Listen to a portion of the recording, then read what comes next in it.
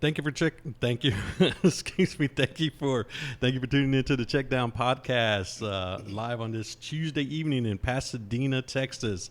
I'm one of your hosts and moderators, Steve Medina, along with the actual host, Robert Lopez, and also our co-host, Mr. Roy Swan. Welcome aboard, Roy. Welcome aboard. I've upgraded. Yeah, you've upgraded. You've upgraded. We are also here with Julio Ramirez, our producer. Junior Aguilar is somewhere doing push-ups. Doing push-ups, something. Exactly. Doing some cardio. But I want to welcome everybody to our Tuesday night edition of the Checkdown. Got a lot of stuff to talk about today, Robert. Excuse me, lots of stuff. First of all, before you start, congratulations. I know you'll probably talk about it a little later on. Yes, sir. But congratulations on the win. I tried to follow it on Facebook. You know, they gave us a link. It was tough. They gave us a link, and then I got like 50,000 messages. You have to pay for it. You have to pay for it. Yeah. So I was like, oh, man, you're making $20 a pop off us already. So sorry for. No. That's fine. But listen, I did try. Did I text you that night? I think you did, yeah. Yeah. On the app. Yeah, on the app. I text, and I was like, hopefully y'all won. But congratulations, you won. I know we'll talk about that later on. So, but other than that, how was your weekend? It was solid. Define solid. I had to pay $20 to get into my own kids' game. Okay, so that's sour. A piece, I know, right? So I got there. I spent like $60 to get in. For the family? For the family. Okay. Did you eat while you were there? I did. I ate a hot dog. Ooh, okay. But I mean, it wasn't too bad. $5? $4? $6. Oh, damn. Minute Maid? NRG? Where'd y'all play at NRG? I added chili and cheese. So okay. Another 50s. Does Prairie View make that much money on their own games? I doubt it. So. It's a nice stadium, though. Very nice stadium. It's very nice. Very colorful. Like the field is purple, bright purple. Yeah. Gold, yellow, whatever. Yeah. And kids had a blast. I mean, I didn't go in the locker room, but from what I saw, it was cool. How were the stands? Were the stands good? Parking, all that? Parking sucked. We had to walk almost like half a mile to get to the stadium. Yeah. Okay. So, how was traffic getting up there? Because I'm assuming you came up 290, right? I did, and I didn't read the report. I totally bypassed what my wife was telling me. Okay. And we caught it. So. Wow. Word to the wise: listen to your wife.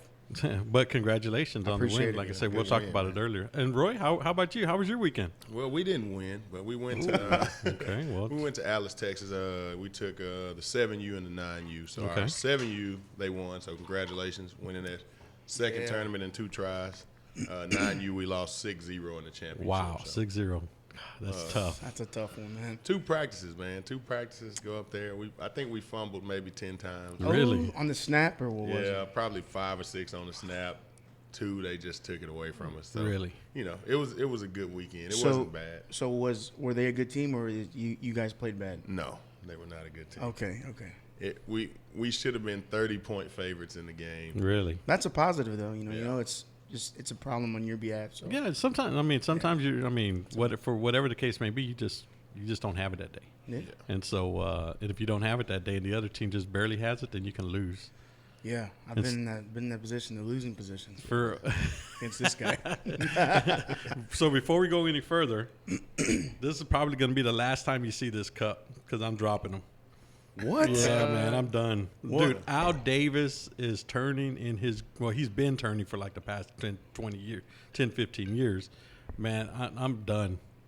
I'm done with the Raiders. They can't even beat the Jags at home on the last game. Is that why people were throwing stuff on the field, or why is it? I watched the game. They got shafted, though, right? They got shafted a little bit. Well, okay, as a Raider fan, I'm going to say kind of maybe. A little bit. But, man, you should never be in that position playing against the Jags. You're well, up the at Cowboys halftime. were in the position playing the Jets, so.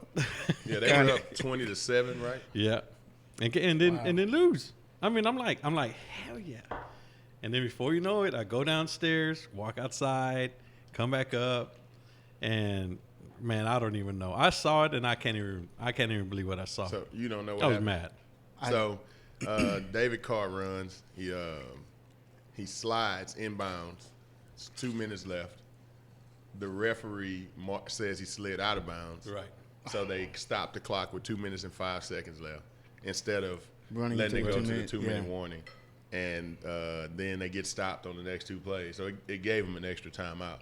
So you take an extra 40 seconds off of that clock if you don't give them that timeout. Yeah. And then they drive down the field and win. So I don't know, man. I believe that every game is an NFL game.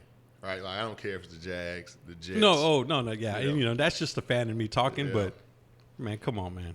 Yeah, so I'm done with the Raiders for this year. How long you been a fan of the Raiders? Since I was young. Since I was a kid. Well, my family's from California. Man, so. what's our excuse, Roy, with the Cowboys? Nothing. I'll never be done. I'll never be done either, but we're stupid. I'm stupid. Hey, you know what? We like punishment. Hey, it's so Roy. So that's what people tell me. People are like, man, you can't do that, man. Yes, I can. I'll eject in a heartbeat. Because, man, I'm telling you, last year, I ejected like after the 6th game. I'm like, man, I'm done. So I had Sundays free. So you're done with the season, or you're done? I'm done with the season. Or I think you're done. I thought you were done overall with the team. No, because we're going to Las Vegas, so I gotta. I'm a season ticket holder, so I gotta be in there. You're a season ticket holder for the Raiders? Yeah. Well, I was a season ticket holder for the Raiders in the Coliseum. Oh wow. Yeah, that doesn't mean I go all the time because I only ever go. Yeah. But I did that because I knew I was going to be able to get the opportunity to do it here in Vegas, and depending on how it goes, it may just be 1 year. Because, man, them tickets are expensive. Really? Yeah. Wow. Yeah, they're not Oakland Coliseum prices anymore. Let me tell you. So we're paying for that strip. Ooh. I'm telling you, man. I think the Raiders, for what I expected, I think they had a good season. I think they should be.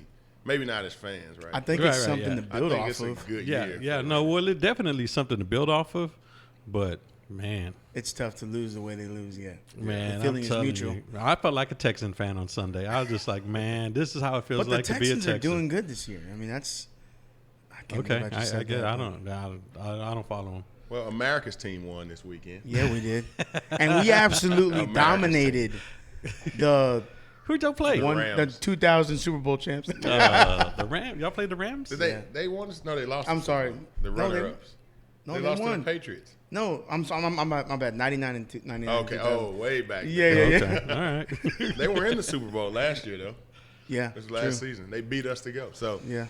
But that's our season in a nutshell, though. Man, is Garrett coming back or no?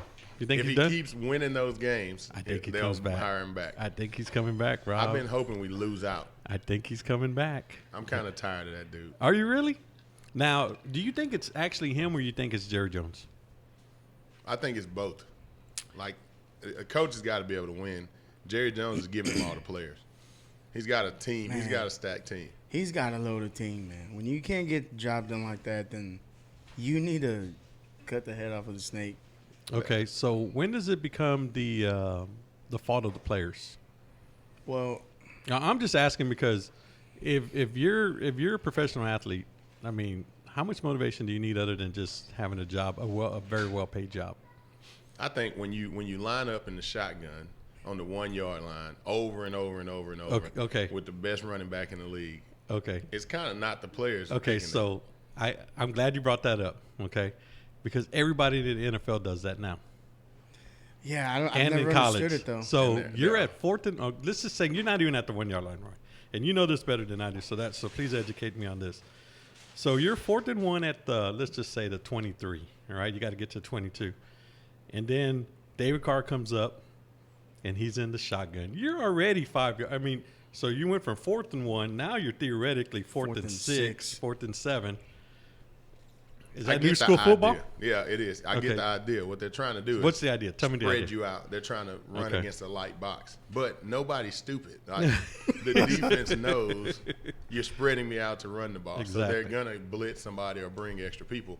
It's stupid to line up in the gun on 4th and 1. It's maybe not for the Raiders. I don't know who the Raiders running back is. You know, well, it was Jacobs, but yeah. So the Cowboys have Ezekiel Elliott. If he can't get 1 yard for $90 million in running downhill behind the quarterback, then what are you paying him for? That, you know, I see us do that week in and week out. We even lost. That's part of the reason we lost to the Jets. They stopped us on the 1 yard line, out of the gun, running. They also had that tripping call that was. Yeah, that was 2 weeks ago. That was not the Jets. That was no, that was. Are you talking about the Cowboys? Chicago? Yeah, that was Chicago. That was against the Patriots. Oh, the Patriots. The Patriots. Okay. Travis Frederick got called. And then Tyron Smith got tripping. So man, that can't happen. Man. Yeah, but you know, the moral victory in the fan says we lost to the Saints by 3. Right. We lost to, the Patriots by 6 or 4, somewhere in there. Mm-hmm. We've lost we haven't been blown out by these teams. Yeah, I actually called that the Cowboys were going to go to the Super Bowl earlier in the year, but then I switched to San Francisco. Yeah. Looks like that's who we'll be playing in the first round of the playoffs. The 49ers. Really? Yeah. Oh. I'd rather play them than play the Packers or anybody else. I would rather play Seattle. I think that's the worst team with a good record. No. Really? Wow. Whoa, you're going to piss some people off. I don't think they're that You don't good. think that good? Okay. No. All right. We kicked their ass twice last year. Mm-hmm. So yeah. I think the Seahawks are the worst of the best teams. Okay. How about in the AFC? Do the Texans make the second round? I'm about to make people mad. The Texans they're fool's gold, man. Okay. They're in a terrible division. Right. They're happy they beat the Titans. Right. Every time they line up against anybody decent, just like the Cowboys, they lose. Right. They can count that win versus the Patriots, but we know the Patriots aren't that great this year. Right. The Patriots playing a sucky division too. So Nope. I think the Patriots are fools. I mean, the Texans are fool's gold, and if they play Baltimore, they're dead. If they play the Bills, they're dead. They won't beat either of those teams. Ooh, so they won't beat the Bills here in Houston. No, they will not beat the Bills. Mr. Roy Swan, ladies and gentlemen. They will not beat the Bills. So, Julio, what do you think? You're a Texan fan? I have to go with Texans. Then. Oh, man. Who are they playing? Bills? They may play the Bills, yeah. Yeah, I might go with Roy. I don't think they'll get past the Bills. Wow, man. It was a surprise team. There's a lot of love for Josh Allen. He was terrible in college. Oh, I got a question for you, Roy. I wanted to ask you this. We had this discussion, okay? If you're a good quarterback, because it was based on Lamar Jackson, because this guy told me, man, can you believe Lamar Jackson's doing what he's doing in Baltimore? I said, hell yeah. He was good at Cincinnati. I mean, he was good at Louisville. Yep. And he was like, I was like, dude, he won the Heisman. And since, should have won it twice. Exactly. But since they were in the same conference as U of H, I mean, I saw him all the time, right? And so I told him, nah, dude, I mean, if this is my thing. He was good in college, so he's also good in the pros. The flip side of that, remember Jake Locker from Washington? He sucked at Washington for 3 years. And then goes to the combine, and all of a sudden, Jake Locker's a top 10 pick. I'm like, how? Man. This dude was terrible. Yeah, he was terrible. So guess what happens? He gets drafted by the Titans. Every bad habit that he had at Washington transferred to Tennessee. And I don't know, man. I just think if you're good in college, sometimes it's going to replicate itself in the pros. There's sometimes it may not work, but the majority, man, it just happens. And so I'm not worried about it. I didn't think Jake was that good in college either. Dude. He was solid, but I mean, I had this argument with the painter at my sister-in-law's house. He was from Washington. He said, "Man, Jake Locker's pretty good." I said, "Man, he's terrible." I said, "What has he won?" I said, "Tell me what he's won."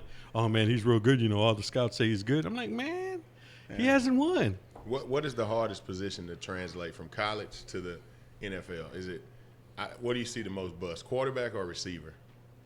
Man. Okay, are you a quarterback in college or are you a receiver? No. I'm talking about both positions because you see these guys drafted. Ross that runs the 4-2. Oh yeah, man. He's been all terrible. of the USC guys. You see all of these guys drafted top 10, top 5, Right. and those aren't the guys who pan out. Maybe like Julio. Yeah. Juju's been good. Schuster. He's been okay. I mean, yeah, he's been a role player. But just look at it. Go back. Everybody listening. Go back and look at the last 15 receivers drafted in the first round, and tell me how many of them are good. Yeah. Like Julio, Antonio Brown's a 6th-round draft pick. Yeah. Who else you got that's good right now? Odell's a high draft pick, right? Yeah, he was high. Yeah. Cooper, he was high. Amari Cooper's high. Yeah. So basically, what's boy from the Saints? 1 second. Yeah, Let's. he's not a high. We have one of our guests here. Let's go ahead and invite Just Coach Billy in right now. We'll get Superman in a minute. Let's let the former Aggie get in and chime in on this. This is Coach Billy. Coach Billy, This how you is doing, sir? head coach for the Southwest Junior Minors. Go ahead and there you go. And you can adjust however accordingly to make sure. It's on. It's on. Perfect. So how you doing today, Coach? It's a blessing. All right, sounds good. Roy, you know, Time, Billy. you know, it's not 30 degrees outside. How can you complain about that? Know, right? Seriously. So go ahead and ask that question, Roy. Let's let Billy get in. What do you think? Which position is harder to play in the NFL from college, being a star? Quarterback or receiver? By far. Quarterback. Because it always comes down to the system that what you're actually showing up with. And it's hard to grade those skills and that skill set at quarterback going from college, regardless of what level you're playing at, because you have guys that weren't in like the top 5 schools and they played subpar competition. Now you get into the NFL where everybody in the secondary runs a 4.4 better. Yeah. You got defensive linemen who run a 4.6. Yep. You got linebackers who run a 4.5. Yeah. I mean, the windows are so much smaller. The defensive backs are so much smarter. And let's not forget, the guys that are on the field are playing for money now. Yeah, right. They might be playing for money then too. You're not playing, but I'm just. You're not playing for books and tuition. Yeah. You know, you're not just playing for a ring. No, man, you playing to put food on the table. Yeah. So when you put all that together, there's no. That's why quarterbacks get paid so much, because it is the hardest position to translate from college to the pros. I mean, think about the systems that you're playing in. I think they have to learn so much. They have to know so much, and it's a lot that goes into it. You know, nowadays you pass the ball 50 times a game. It's not hard to. Jameis Winston is probably on one of the worst teams. He's not a great player, but go look at his numbers. Yeah. He's got the top numbers in the league because he can sit back there. He's losing every week, so he can throw the ball 80 times, and he's got 5,000. Ranked second right now. Yeah, he's first. Awesome. Yards, touchdowns, and turnovers. Hey, you know Turnover machine. Oh yeah. Hopefully that continues for the Titans. But you know he was a good baseball player. Yeah, he was supposed to. Yeah, he was. I actually saw him. You know, if there's a good baseball real player and a good. good football player, Steve knows him. Yeah, Steve that knows dude him. was good. He was good, and so I always hear about him. And then I went to actually see him. I just so happened to be at the same tournament. Man, he was lights out. He probably. What position was he?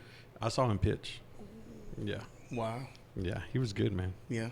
But you know, sometimes you just take that football route, and he made a good choice. I mean, shit. I mean, he won national championship. He should have won baseball. I don't know, man. Like right now, he's. I don't know. What is he gonna do after this? What is he gonna do? Well, so you don't think somebody's gonna sign him? Do you think that he gets a but- contract extension? Yeah. Not a You big think? number. Oh, well, okay. Well, yes. I think he's going to be a solid Probably backup. no. What do you think, Coach? Let's talk numbers. How long has he been in the league? 4 or 5 years. 5 years. 4 years. How much you make? About $4 or $5 million a Yeah. year? Does it really matter if he gets picked up again? True. But he's comparing it to baseball. Oh, compared to baseball, he took the right route. You think so? I think so, because you're only going to be successful where your passion is. Yeah. And if he was passionate about baseball, he probably would have played baseball. Yeah. True. His brother was passionate about football. Yeah. That's the route he took. Yeah. Hindsight is 20/20, but you can't redirect what you're passionate about. Yeah. Either you love her or you don't. Love her or leave her alone. I think that guaranteed money of a first round pick is a big deal. Baseball, you can go play through all those farm leagues and never really get up rich. there. But in football, you can suck. If you're the first pick, you're rich. Yeah. Ask Kyler Murray. Yeah, he's rich. Yeah. I mean, that's what I'm saying. I mean, And he can still go back, Kyler Murray. Yeah, but if you play football and you're passionate about football, do you really want to play baseball? Nah. Think about the contrast of the two sports I'm with you. and what they're about. I mean, if you really like the contact, dude, I played football. I live for the contact. Right. And for me, baseball was just too slow. Standing out there and outfield, waiting, and maybe somebody hit it out. Come on, man. Run a 4.3 and a 4. Need to show these burners, man. I know that's right. So, Coach, where'd you play ball at? Texas A&M. Oh, okay. in What College year? Station. 90 to 94, and Coach Slocum. Oh, okay. Nice. When we really had a wrecking crew. Yeah, well, I remember that. Nowadays, I got just a couple of guys with hammers. Depends who you talk to. Now, it don't depend. If you talk to any guy who played on the wrecking crew, Oh, okay. we give okay. you the same answer. I tell you what, one of the biggest dudes I ever saw in my life was Quentin Coriat. Q. I saw that dude at a restaurant one Oh, time. Robert, I kid you not, dude. His shoulders were about this big, and he must have had about 28 years. I may be exaggerating. No, you're but not. dude just came like that. No, you're not. And he was big, right? So I'm talking. No, he was bodybuilder big. Yeah, bodybuilder big. Yeah. He was a football player? And then old boy had braces on too. I was like, man, how's that happen? Q was probably 245 and actually had, I want to say, 3% body fat. Wow. Dude. Now put that in perspective. Put out your calculator. What, do you run a 4.5, 4.6? He ran a 4.5. That's a freight train. Why do you think he was the second pick? Yeah. Yeah. And they had to negotiate with him for him to be okay with being the second pick. Wow. No, like really, he got well, anyway. Yeah, hey, dude, That's for another time. I tell you, this was a long time ago, and I still remember seeing him at that restaurant because I walked in. I've heard Well, about I it. actually worked in the restaurant, but I walked in for something, and I saw this big old dude. I'm like, man, who the hell is this dude? Yeah. And then I saw him, and then I didn't really recognize him, but then he had braces on, and I was like, oh man, this is Coriat. And then he talked, and man, nice guy. He was nice to everybody there. Oh, hella nice. Real nice, Hella but nice. man, you can't stop looking at that Sometimes. dude, man. Sometimes. Sometimes. Don't get it twisted. Well, no, I know you saw a different side of him, but He was a junior and I was a true freshman, and he came through the hallway about 5 o'clock in the morning during tour days, calling freshman roll call with a mallet and a trash can, waking up all the freshmen because they wasn't even supposed to be there yet. Yeah, no practice. And then you like, man, who the hell? Then you walk out there, oh, okay, it's him. No? I'm good, baby. Whatever you need. We good. Coffee, tea, Creamer? No creamer. dude. Come on, man. oh, that's funny. What are you gonna do? Wish you would. That dude was big, though. I'll give him that. So is A&M are they coming back? They're coming back. I want to give Jimbo one more year so he can actually get his guys in there because I think they got rid of Sherman like a year prematurely. Okay. Sherman actually recruited Manziel. He recruited Evans. He recruited that whole senior class, and they got rid of him before he got to enjoy his senior class. Okay. And so, like, when you're paying somebody that much money, you can't just be you can't just pull the plug on them, pull the rug out from them underneath them just because, I feel like they got rid of Sherman too soon. They kind of did Slocum a little bit dirty when they got Francione, which we call the dark years. And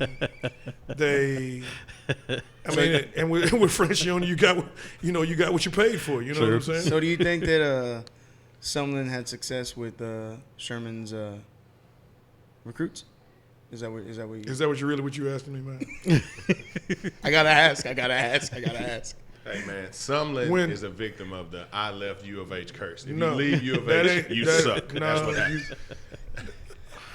That's personal talk, really. Don't worry, it's personal talk. Personally, I never met Sumlin. Okay, he was, from what I've heard, he was a good guy, a little loose with the reins, but I think he kind of got exposed when Johnny Football left.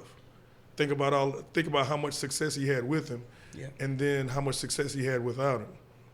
When Evans left, I mean, do you really have to ask that question? So Sumlin he was the total opposite at U of H. He walked in and cleared house. He walked in and got rid of seniors. Anybody who he didn't want on the team, he dropped them. Made all the people who were there feel uncomfortable. He's got all conference tackles, all conference people, and he makes them feel like you could be kicked off the team at any time. Why would he go to A&M and take the other side of the road? Take the other approach. Well, think about the athletes that you walked into when you got to A&M. I mean, and believe it or not, people try to make it seem like A&M is like this mediocre university that's like the little brother to Texas. Let me go ahead and put it on the record. I never lost to Texas. I was there 4 years. I played there 4 years. We never lost a Southwest Conference game. Those damn Longhorn fans. So Stand 'em. I mean, don't be mad. You know, check the books. So it's not like A&M is a mediocre squad. We get 5-star recruits. We get 4-star recruits on the regular. We get Texas kids that just want to stay home. When I was recruited, I was a super sleeper out of Dallas, and hell, I didn't even know where Texas A&M was. Wow. I was actually planning to commit to LSU when my mom woke up National Signing Day and said, "Baby, where you going to school?" And I said, "Mom, I'm gonna go ahead and commit to LSU and tell Coach Fontes I'm gonna be wearing that gold and purple." And she said, "Well, if you go to LSU, you go without my blessing." Wow. And then I started patting my pockets looking for Coach Davies' phone number, who was the defensive coordinator at Texas A&M at the time because they were my second choice. But dude, A&M is a prestigious university. The degree is worth something. It's not just you graduate there and that's all it's worth. Because if you're in Texas, our alumni is strong. Yeah. You know That's what I'm true. saying? Yeah. So when you put all that together in a nice little neat package, and you like my mom put it to me like this: "Okay, baby, do you want to live in Louisiana when you graduate?" "No." "Baby, do you want to live in Texas when you graduate?" "I could." "Then you're going to want a Texas diploma." For those at home, think about that. Right. True. Especially that A&M. I Listen, mean, kids. y'all got the ring on. Y'all. What you talking about? That one with the diamond in it? Yeah. Oh, okay. I just wanted to make sure. No, I it's got all- it. I was just not Yeah. waiting. I got several cousins that have that ring, and I have 2 nieces that are there right now. Yeah. Okay. So let me ask you a question. Do you have a maroon car? No, I don't. Anything maroon? I got a whole room that's Okay. my weight room at home is. Matter of fact, the weight room that I put together at the house mimics what the stations that they have at Texas A&M. Okay. Wow. That thing runs deep. It just so happens like I'm a 6th grade science teacher now, Okay. and every year I take my whole 6th grade class to go visit Texas A&M. We go visit Aggie Land. The first time I did it, just so happened someone was there, and he brought with him Larry Jackson, who was a strength and conditioning coach From U of H. From U of H, Wow. who I played with at A&M. Oh, Coach Jackson. So he then became the strength and conditioning coach for the football team at Texas A&M. You're right. The real deal, people. Coach Yeah. Jackson is Oh. the real deal. Oh yeah, he's in the league right now. Yeah, he's a strength and conditioning coach with, I can't think of who it is, but he's strength and conditioning coach in the league right now. Nice. Under the who we call the guru, but we'll get into that another time. But that first day, I brought him in. We got there, and just so happens he was bringing in all the new equipment for the brand new weight room. Nice. He had just moved everything in and just had only one station up. I took a picture of it, and that's what I got sitting in my house right now. Yeah. Wow. Oh no, it runs deep, baby. Yeah. It does. Hey, I'm telling you, man, it's deep. Before we move on, Coach Jackson came to U of H. Yeah, After I left. from right? OU. Yeah, he came to U of H. He was a strength and conditioning coach. They win the first year with Coach Jackson. We win the conference. Imagine that that. dude turned people into football players. Like he made you look like a football player. Oh, Wish I would have got hold Most of it. deaf. Yeah. Most deaf. Yeah. I heard about him. Yeah. So we're gonna call one of my old college teammates. He's now the offensive line coach at Tulsa. Want to kind of talk to him about the importance of building a foundation up front. What he's seeing in recruiting and things like that. So we'll talk to him for a few. Definitely. Coach Mike, correct? Mike Blesh, man. Congrats on the win, Coach. Oh, appreciate it. Appreciate I made a it. big deal about it. I've been Appreciate making a it. big deal about it. We had some people kind of mad about it because I think we've won both spring and fall 3 years in a row. Dang. Hello, Mike, what's going on? what's up, man? How you doing, Mike? How you doing? Good, Good. buddy. My name is Appreciate you. Robert. I'm the host to the Checkdown. It's good to have you on. Absolutely. I'm glad to have it. Glad to be here. Appreciate you coming on, man. We won't keep you long. We got some youth coaches in here, some baseball guys in here, and people just want to learn listening. So, you know me, man. I'm a O-line first guy, and what I think on our level is we don't look to develop that position. Maybe the guys in here do, but universally, I think guys just get big guys and put them in the way. Yep. So what I kind of want you to talk about is, first of all, let's talk about recruiting, man. How's recruiting going for you guys? Man, it's going really good. Actually, National Signing Day is tomorrow, so kind of been a hectic couple weeks here since the end of the season, and been all over the country trying to lock these guys up. We're planning on signing 4 guys tomorrow.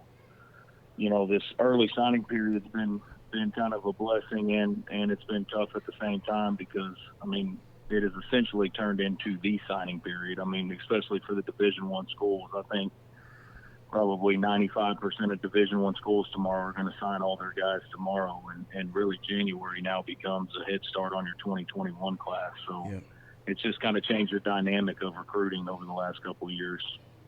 So when you're out here recruiting, Mike, you know me, man. I was a big lineman, big guard, move the ball, block, run block. Now all y'all do is throw the ball. When you go out and recruit, what type of guy do you look for? Like, give us a size at guard and tackle. What do your guards look like? What do your tackles look like? I'm not real caught up in the height and weight and all of that stuff. Obviously, the measurables are important because of the type of people we're playing. The American Conference has become one of the top conferences in America, in my opinion. And we had 5 ranked teams in our conference this year. And so, you're playing guys that are NFL guys in our league every week. I've really tried to go with a more athletic type of a body.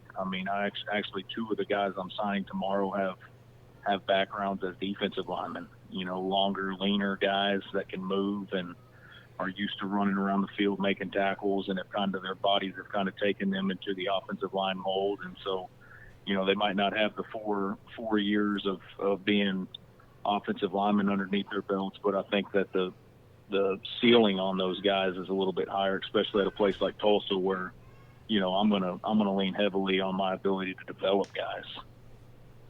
I think that's a big deal. You see that in the NFL a lot now. You see these guys who played basketball for 4 or 5 years, play football for once, and they go they go draft them and let them play basketball. Or you look at a guy like Lane Johnson, who was a tight end at a junior college, and then ended up at OU and put on 50 pounds, and now he's one of the highest paid tackles in the league. I always look at Seabass, Sebastian Vollmer. You know Seabass well. When that dude came in, he's 6'8", 220, and doesn't look like a guy who's going to go and win 2 Super Bowls with Tom Brady. He doesn't, he came a long way, didn't he? Yeah. So there is the ability to develop people. I asked that question for a reason. I'm gonna let some of these other guys talk to you too, but I think a lot of people just let their kids, be big fat kids, and they don't force them to be in any kind of shape, and they don't try to work them out. They don't try to develop them. And right now, that's not the direction of football. You have to have some. No. If you're going to play, you have to be able to move. Yeah. You got to be able to move. You got to be able to pass block. You got to be able to, stand there and play the whole game. Do you guys huddle, Mike? How often? No, we don't. We don't huddle. The only time we'll huddle is inside the 5-yard line in our goal line package. Wow. You got to be pretty athletic then. Yeah, you can't be 375 out there, and you got to run a no-huddle offense after a 40-yard pass play. That's right. I'll let y'all talk to him. Hey, Mike, how is the recruiting in Texas? You guys have a pretty good recruitment base out here? Or We do. A lot of our staff is we've got a bunch of former Texas high school football coaches on our staff. I actually started at the Texas high school level, so I was the offensive line coach out at Abilene Cooper with a guy named Mike Spradlin, who actually coached me at the University of Houston and was a longtime high school football coach. And so when I got done playing, I moved out to West Texas and coached offensive line under him, and then he took the head coaching job at Temple High School in 2010, I believe, and moved to Temple, Texas, and eventually became his offensive coordinator there and was there for 3 years before I had the opportunity to go back to the University of Houston on Tony Levine's staff. A lot of our staff has Texas ties. A lot of our staff are guys that were born and raised in Texas. So, we're obviously going to recruit the heck out of Oklahoma because that's where we're at. But I mean, Oklahoma and Texas, outside of those two spots, I mean, I'd say 95% of our roster comes from Oklahoma and Texas. Wow, that's big numbers. Hey, Coach, this is Steve here. I got a question for you. You said you came from the high school ranks. How hard was it from going from the high school ranks to the college ranks? Was that easy? And if it wasn't easy, could you just, in real short form, just let us know exactly how that happens? Because I know a lot of high school coaches that want to become college coaches, but what happens is that, sometimes if you're a high school coach, you're labeled a high school coach. If you're a college coach, you're labeled a college coach. If you're a pro coach, you're labeled a pro coach. How does one make that jump? And is it worth it to make that jump? For me, honestly, and this is kind of the advice I give a lot of guys that ask me that is, I'm a firm believer in growing where you're planted. I think if I'm coaching a JV football team somewhere, I want that to be the best JV football team in the country. And I didn't have intentions to be a college football coach. I wanted to coach high school football. I was enjoying what I was doing. Matter of fact, I had just bought a home. My wife and I had just bought a home in Temple, Texas. 8 weeks before I got a phone call from Tony Levine, offered me a job at the University of Houston. And it was just, obviously it comes down to connections. I was fortunate enough to have the opportunity to play at the University of Houston and kind of build some relationships with guys that were college coaches. And then that's how I ended up at Tulsa. The head coach at Tulsa now is Philip Montgomery, who was our offensive coordinator at U of H under Art Briles from 2003 to 2007. And so, actually recruited me out of high school. And so I've known him for a really, really long time. And, those connections ended up holding true. But I think the work that I put in at the level I was at made people, appreciate my ability and made me a guy that they felt like was hireable at the next level. That's interesting. Billy, you got anything? Well, actually, I do have a couple of questions. One of which is, for an aspiring collegiate player that wants to play offensive line, defensive line, how important is flexibility? Because it's huge. I mean, you see kind of our strength staff and a lot of the strength staffs across the country are going predominantly to a movement-based and flexibility-based off-season regimen program. I mean, we do stuff even as far in the post-practice and pre-practice with flexibility and range of motion and all of those things. Hip flexibility obviously is vitally important for offensive linemen. And, you see a lot of that kind of carrying over, obviously guys like with Charles Bentley and those guys that have really kind of gone into the science part of offensive line play. I think they have really shed a light on how important those things are, because it all comes down to you becoming a better athlete and the type of athletes that are on the defensive line nowadays. I mean, offensive linemen are having to change because defensive linemen are changing, and those guys are long, they're athletic, they can run. And like you're saying earlier, Roy, I mean, you're talking about former basketball players and guys that look like linebackers, but they're lining up and putting their hand in the ground, and those guys are physical and can move. And so as an offensive lineman, you got to be able to match that and cover those guys up. And, well, that's exactly one of the things that I actually talk to a lot of parents about, because like you said, they got a lot of kids who just overweight, borderline obese, and they stick them on the line and they don't ask them to run a sprint. They don't ask them to stretch. They don't ask them to do anything but just stand in the way and just, let the running backs run around. Be big. Just be big, and not really have to talk about power step, not have to talk about hand placement, not have to talk about all the things that make you a better technician at your particular position. I learned under Coach Mike Clark, who was our strength and conditioning coach at A&M at the time. They called him Yoda in performance training, because from what I know, he actually developed the term performance training, how the weight room translates out into the field. And which gets me to my next question. How do you guys look at just raw talent when you're looking at an offensive lineman and a defensive lineman? You have to be a certain size. We know that. We know there are certain schools that actually have a template kind of painted on their wall, and if the kid fits inside that template, they can talk to them. And if they don't fit inside that template, they don't. But there are a lot of guys that you just can't measure just based on that template. Can you kind of talk about what you look for on film? Oh, absolutely. I mean, I think, it still comes down to the philosophy of your staff and kind of what, the ability that you have as a staff to develop guys. Because to me, it goes back to, especially at the high school level. And I think this is where my roots in high school and my career starting my career at the high school level, it really taught me whatever walked through the door was what I had to coach. And so, there was years where, my right guard was 5'11", 205. And as a coach, I had to make that guy an all-district football player. And then there's years where I've got a Division I offensive guard that's 6'4", 295 pounds, and he's committed to a Big 12 school. So as a high school football coach, I learned early on to really try to take what I had and develop those guys to the best of my ability. And so now the transition to the college game, now I have the ability to actually go around the country, go around the state of Texas, go around the state of Oklahoma, and find guys that, I feel like I can develop. Because at the end of the day, that's what it's about. I'm not going to get a kid at the University of Tulsa that has 15 Division I offers. It's just not – that's just not going to happen. So I have to go find those guys that, maybe they were a defensive lineman. Maybe they've only played offensive line for a year. Maybe they're former basketball guys. Maybe it's a guy that got banged up as a junior and kind of was a little bit under the radar from that standpoint. So, it comes down to the relationships that I have with coaches, guys that I know that are willing to stand on the table for certain kids. And at the end of the day, more than anything, it still comes down to, do kids really, really love the game of football?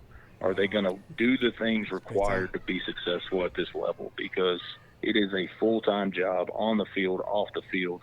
And you can have all the talent in the world, but if you don't love football and you're not 100% about it, and you're not about waking up at 6 a.m. every morning and doing all of those things, you're not going to be successful whether you have all the talent in the world or not. Man, I don't even know. I want to ask you some other questions, but I think that's probably like a good time. But Save for another. Hey, rumor has it, Mike, that Roy was a big teddy bear in college. Is that true?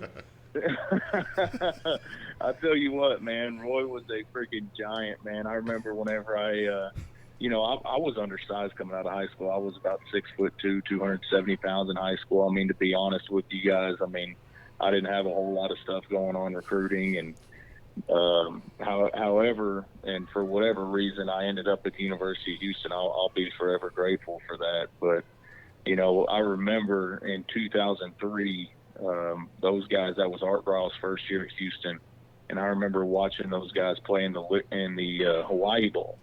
And I remember the graphic on the TV said that the University of Houston at the time had the biggest offensive line in college football. And I don't know. There were some things that were said. Were we big because we were tall, or were we big because we were big? But those arguments were held in the locker room quite often. I don't think we were too tall. Some of us weren't very tall, but we were definitely big. So. Well, we appreciate you calling in. We put a dent in that Frenchie's chicken line over there on Scott Street. I got one more question for you, Mike, and I'm gonna let you go, man. When I played for Coach Montgomery, man, he was always the fun guy. Like, he was always smiling, always upbeat. How is it different from playing with Coach Montgomery to working with him? Like, how is that how do you feel that is? The thing that I love about Coach Montgomery is he hadn't changed. That's who we are. That's what we try to do in our program. I think that, we've obviously had a couple tough years here, but we've also had success, with back-to-back bowl games, had a 10-win season in 2016. We feel like we're increasing our talent each and every year here, but the talent in the American Conference is increasing every year. So, but our philosophy is never going to change. Football's a game. Football's supposed to be fun. It is a ton of work, and you spend a lot of time on the practice field with guys, and so you gotta have fun. You got to enjoy what you're doing. Your guys got to enjoy being around you. I think that's one thing that I learned from those guys when I was playing under them is football was really, really fun for me. And that's part of the reason why I got into coaching after playing under those guys. And so I've tried to take that mold and that approach into my coaching style. I mean, I don't think kids nowadays, or even when I was playing, I mean, I wasn't the type of guy that just responded to just people crawling all up in my butt and getting after me. I mean, tell me what I did wrong, and you know, I'm gonna try to do exactly what I'm coached to do. And I think kids, if they know you love them, they know you care about them, they're gonna fight, scratch, and claw for you. Last word. Any words you got for the kids out here, man? We all coach youth football. I do it for that exact reason. I don't coach this because, I have nothing else to do or I want trophies. You mean you don't do it for the money? I don't do it for the high-paying job that I get, the salary that I get. No, for all the kids out there, remember, it's a game, and I know especially as kids get into middle school and high school, it pretty quickly becomes about recruiting nowadays, and you're not going to be measured on how many offers you have or any of those things. You're going to be measured on the type of teammate you are, the work ethic you have, and the way that you can inspire those guys around you. And so that's what I tell kids all the time. I mean, don't get caught up in all that stuff. You got to focus on being the best you. Focus on being the best teammate possible, and everything else will take care of itself. It's good stuff, man. Yeah. Appreciate it, man. Appreciate you calling in, Mike. And I know you have a busy schedule, and best of luck on signing day tomorrow. Best of luck in the next season.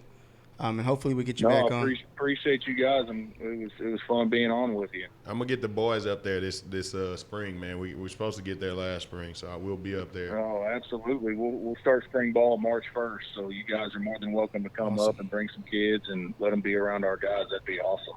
Awesome. All right, Mike, man. Appreciate it. Appreciate you, bud. Thanks, Be safe, Coach. safe travels. All right, guys. Talk to you later. Yes, Thank sir. you. Wow, it's good. It's good insight coming from that side of it. Last week we heard your recruiting, your letters, and everything that you went through. And I know I've talked with Billy about what he's gone through a little bit, and then to hear it from his side as an active coach and an active recruiter, that's really awesome. I think he said a mouthful. Talking about you gotta love the game. You Passion. gotta want to play. Like You talked about that. That's exactly what I was saying. Texas talks about it every day, every week. But I'm gonna tell you what, Coach is correct, dude. Because I'm just gonna take it to the baseball side because that's where I'm more comfortable with. I know a lot of guys who play in the pros. I know a lot of guys who play in the minors. They don't love it, but they're playing it because Because it pays well. it pays well. Yes. Well, I mean, like they said, if you love what you do, you never work a day in your life. Mm-hmm. They still punching the clock just like anybody else. Exactly. I enjoy teaching. I enjoy working with the kids, which is why I go from my classroom straight to the football field, working with kids, teaching and helping and just helping our future. I mean, like they said, I don't feel like it's really work, which is why we keep doing it. Yeah. So, just look at it that way. Let me ask you a question. One of the best games I ever went to was when A&M played Oklahoma. When Oklahoma was number one a couple of years ago, and A&M won. Okay, no, I'm getting to something. That stadium right there, that day, was electrifying. I mean, how does that feel? I mean, because I was hyped. I didn't even play. Okay, Coach? I didn't even play. And my adrenaline the whole night, we drove back after the game. I think it was a 3 o'clock game or so. We drove back to Houston afterwards. Man, I was wired. I mean, now obviously you may have been tired because if you play in that. But, man, dude, I'm talking – I was wired. Full throttle. Oh, yeah. Yeah. It was awesome. When you finish playing, whenever that is, when you finish playing, the one thing that you cannot fabricate is the roar of the crowd. You can get done playing ball and you can play flag football and still get the competitive. You can still play basketball and have that one-on-one competitive fight and get those juices flowing. Mm-hmm. But the one thing you'll never get back is after a big play, you hear the roar of 80,000 people's approval. No, dude. There's when people start talking about something that's addictive, that's what's addictive. Oh. When you start talking about Charles Barkley and the Michael Jordans and what they miss, they can pick up a one-on-one game anytime they want to. Right. But let me see you get 100,000 people into one stadium and cheer because you made one shot, one tackle, you picked up a first down, and to feel the 50-yard line shake. No, there's nothing like it, man. You know what I miss the most about football? The locker room. I miss the locker room. I miss being around. Like, work is not like the locker room. Like, work, you try. The language is a little bit different. Yeah, it's not the locker room, man. It's not as colorful. Like we you know, Mike came in, man. We used to clown. And I know y'all used to do the same thing. And it's 24 hours a day around the same people, just having fun and not really having much responsibility. Maybe that's the part of it. I don't want to be responsible. There anymore. you go. That's somebody else responsible for you, feeding you. Yeah. I mean, I miss the camaraderie, the 24/7, having brothers that were there 24/7, no matter what, because we were all going through the same thing, and nothing bonds guys more than going through something together that is not always that pleasurable. 2-a-days. Man, who thought of that? Whose idea was that? 2-a-days? Oklahoma drill. Whose idea was that? Gassers. Yeah. Oh, dude. I wasn't this 250-pound lineman. I was 330 pounds. We got 5 gassers. Who's got 5 gassers? I'm going to die. I'm not going to live through this. This is my last day on earth. That's what I'm saying. I mean, that camaraderie when you actually go through that together and you're cheering each other on. And come on, man, we got one more. Come on, dude, we got 50 yards more. Okay, hey, man, we don't leave a man in the field. That's kind of how we feel on my team. So we got a guy that's kind of lagging back. You done? We don't leave a man in the field. The other guys go back and go get him. They run with him. You're not going to have that in a whole bunch of genres. You don't have that at work. Nope. When you're behind in your paperwork, you got somebody that's going to say, man, let me go in there and get that from you. Come on, bro. It's probably not going to happen. Not going to happen. So last week I touched on the past couple weeks I've touched on our games. You know, like I announced earlier, our head coach for the Southwest Junior Marlins 9U rookies. For those of you just tuning in, we got Coach Billy. We got Coach Billy Mitchell. We got Dylan Superman and Jaron the Jet Lopez in the studio with us. How was your take on the season, Coach? I know obviously we won, but is there anything that stood out within the season?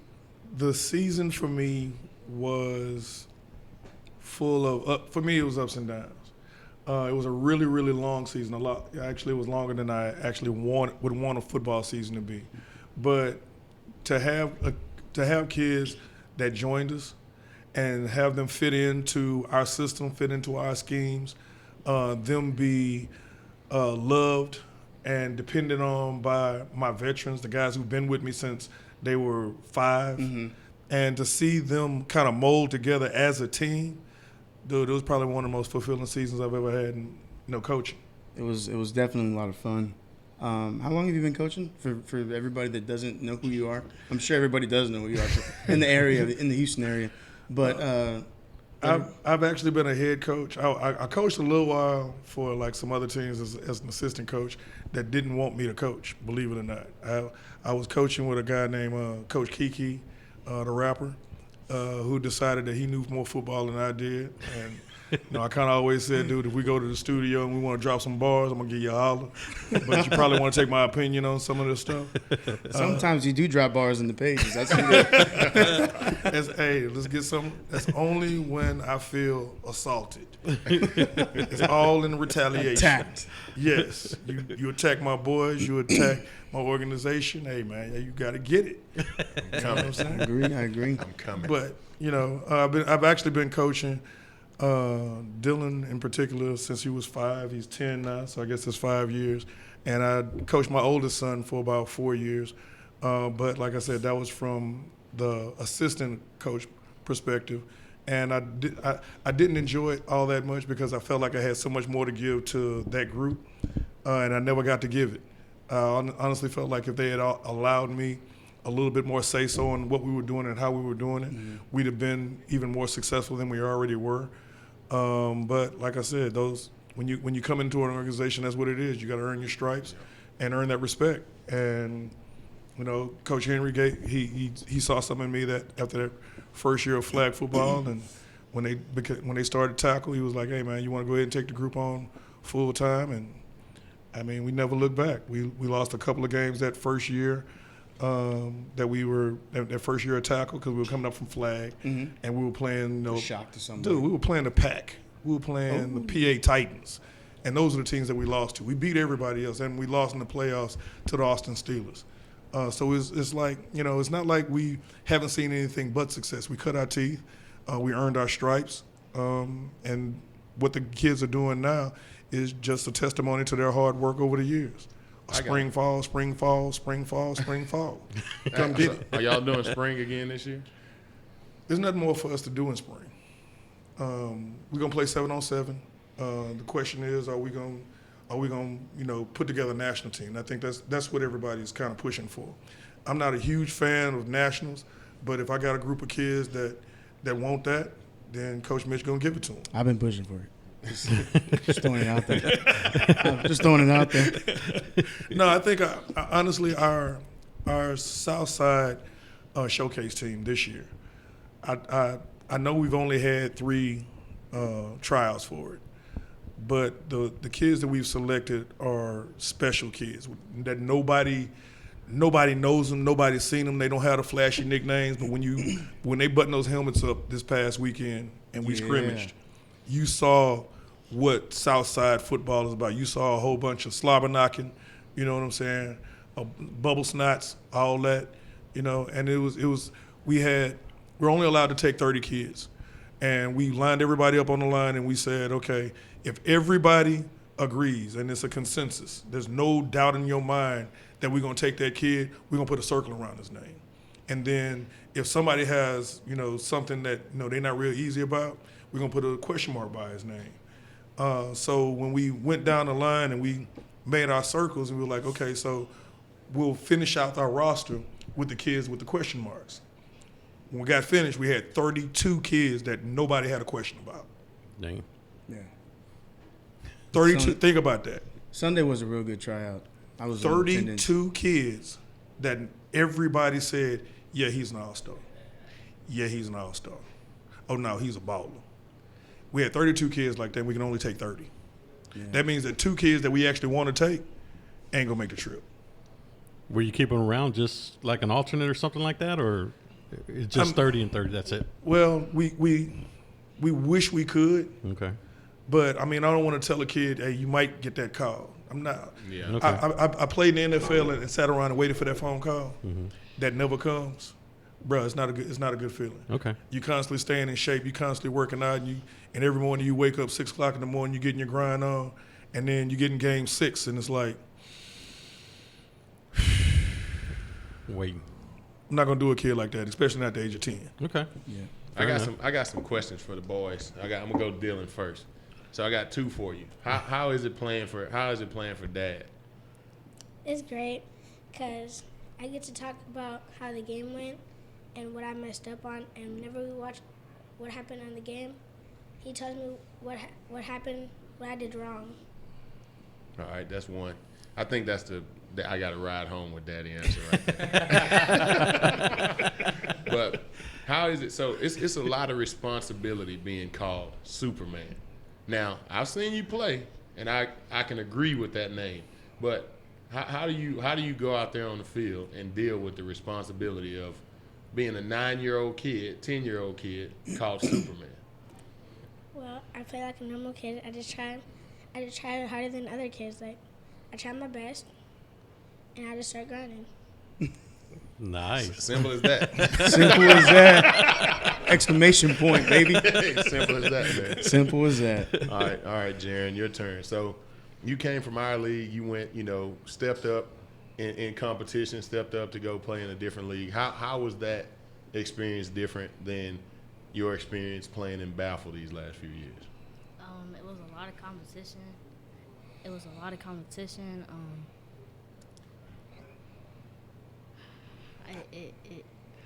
Go ahead and be honest, man. I'm not gonna be mad. I mean, there's no extra push-ups or hit the fence. There's none of that. You just go ahead and air it out. Your dad will love you for it. Were the kids bigger? Were they regular size? As baffled? What was it?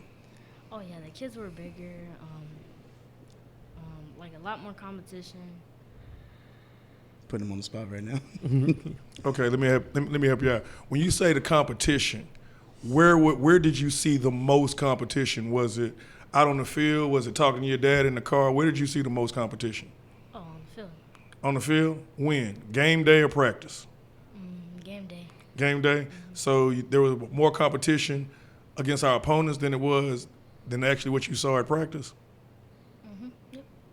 Yep. Did you have to play defense against Superman at practice? Oh yeah. Okay, so on Saturdays was there a Superman across from you ever? No. Okay. So I think, Coach. So I think you may have had a harder deal at practice because you got to deal with one of the better players in the whole state every day. So it makes it easier. Even though those games are probably competitive, it's going to make it easier having to chase him around and deal with practice on that level every day. You think so? Oh yeah. Well, one thing I can say about practice is that at our practice we make sure there's plenty of intensity and plenty of competition. Yeah. My temperament at practice is a whole lot different from what it is at the game. I can't get in the kid's face during the game because he might shut down and I'll lose him for at least for one quarter. Yeah. And in the league that we play in, I can't afford that. So when we talk about intensity, we try to coach every single rep. Either you did it right or tell you what you did wrong. Every rep without fail. We have Coach Harrell who's over the offensive defensive line. We have Coach Blanco who talks to the specialists, and then we have me who's overseeing everything. So the intensity. I think our practice. Would you say that our practice is a little bit different from what you originally had experienced in Little League? Oh yes. Why don't you talk a little bit about that? What was practice like for you? Go ahead, man. I was your coach last year, so if you want to badmouth me, go ahead. It's like the Coach Mitchell. Like he had a lot like do push-ups and run around, and all he did was just like make us run around the field 2 times. Wow, you're putting my coaching on the line right here, bud. You heard it here first. You may never coach again, Rob. I know. I've already turned in my whistle. Robert is retired. We have a long ride home, Jared. But yeah, so I got a question for you now, Billy. So you guys, like you said, y'all have done everything you can do in spring. You won the showcase back to back. True talent. You won everything that's to be won.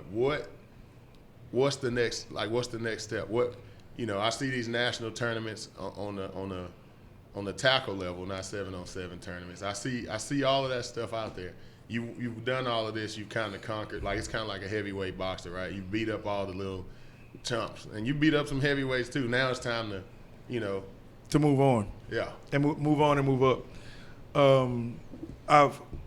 One thing that your coach from Tulsa, one thing that I think he was trying to allude to is the passion and being able to play with a mentality. Any game that we've ever lost, it wasn't because we were outcoached. It wasn't because of talent, because we got plenty of that. It was because I think some of our kids lacked the intensity and the mentality to compete at that level for an extended period of time. Because when you're competing on the national level, you're competing against other kids that want to do this for a living, and they know it at an early age. Mm-hmm. So when you have kids like that on the field and they're all working together for one cause, it's a whole lot different than having, 4 or 5 of them on your team that, live, sleep, and breathe football, and every single down is life or death for them. And then you got, these other 5 or 6 that, ain't really that important. Yeah. It's hard to go play nationals like that because you're gonna get your butt kicked. And the kids that live and die football, they're not gonna have a positive experience. And I'm not gonna set a situation where those guys are gonna have a negative experience with football if I can help it. We're gonna talk more about that once we get the kids out. But I think that's a big point. What did you guys learn the most this year? Like, what do you take away? Dylan, you winning everything. I got an experience. Look, when we were 8U, I didn't know Billy. I didn't know. I was new to the football thing. And when you're new to the football thing, you think you can't be beat. That is when I walk in, anytime, I don't feel like I'm going to lose a game ever, right? So when I walk into the game, we're playing, and they're like, it's the humble hit squad. And people are like, yeah, that's Billy Mitchell and Superman. I'm like, what are you talking about? Like, these kids are 8 years old. What are you talking about, man? So we start the game, and I don't think they gave him the ball to start. We drove him back, like, to the 5 or 6 yard line. I'm like, Superman. What y'all talking? I'm on the other side. Like, what are y'all talking? These little kids, man. He ain't Superman. So then they give him the ball. He's 7. We're 8. First play, like 95.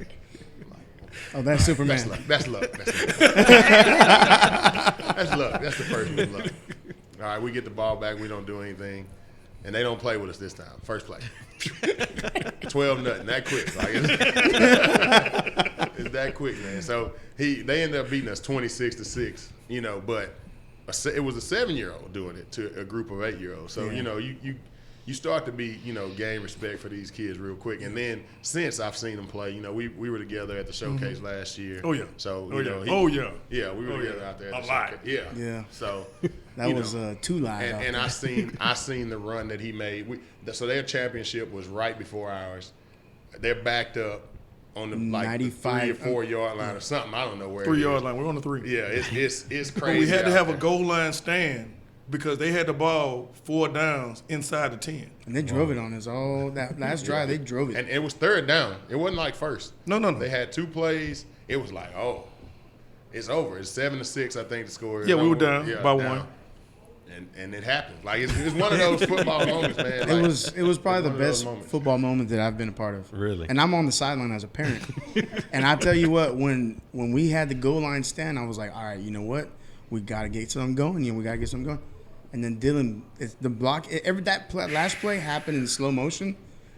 The blocking that was set up was beautiful. I don't even think they had a good as we were in the end zone because our game was in this field. Yeah. Right. They had to be beyond the 20, so you can see it. Like you can see the play, right? You can see it materialize. From where we were at, you can see it. Like, there's a lane. Yeah. And he's in the lane. And I tell you, from firsthand experience. When I'm sitting down in the stands and I see the lane, I stand up and I put my hands up. Bye. I'll say it every time, and this kid takes off.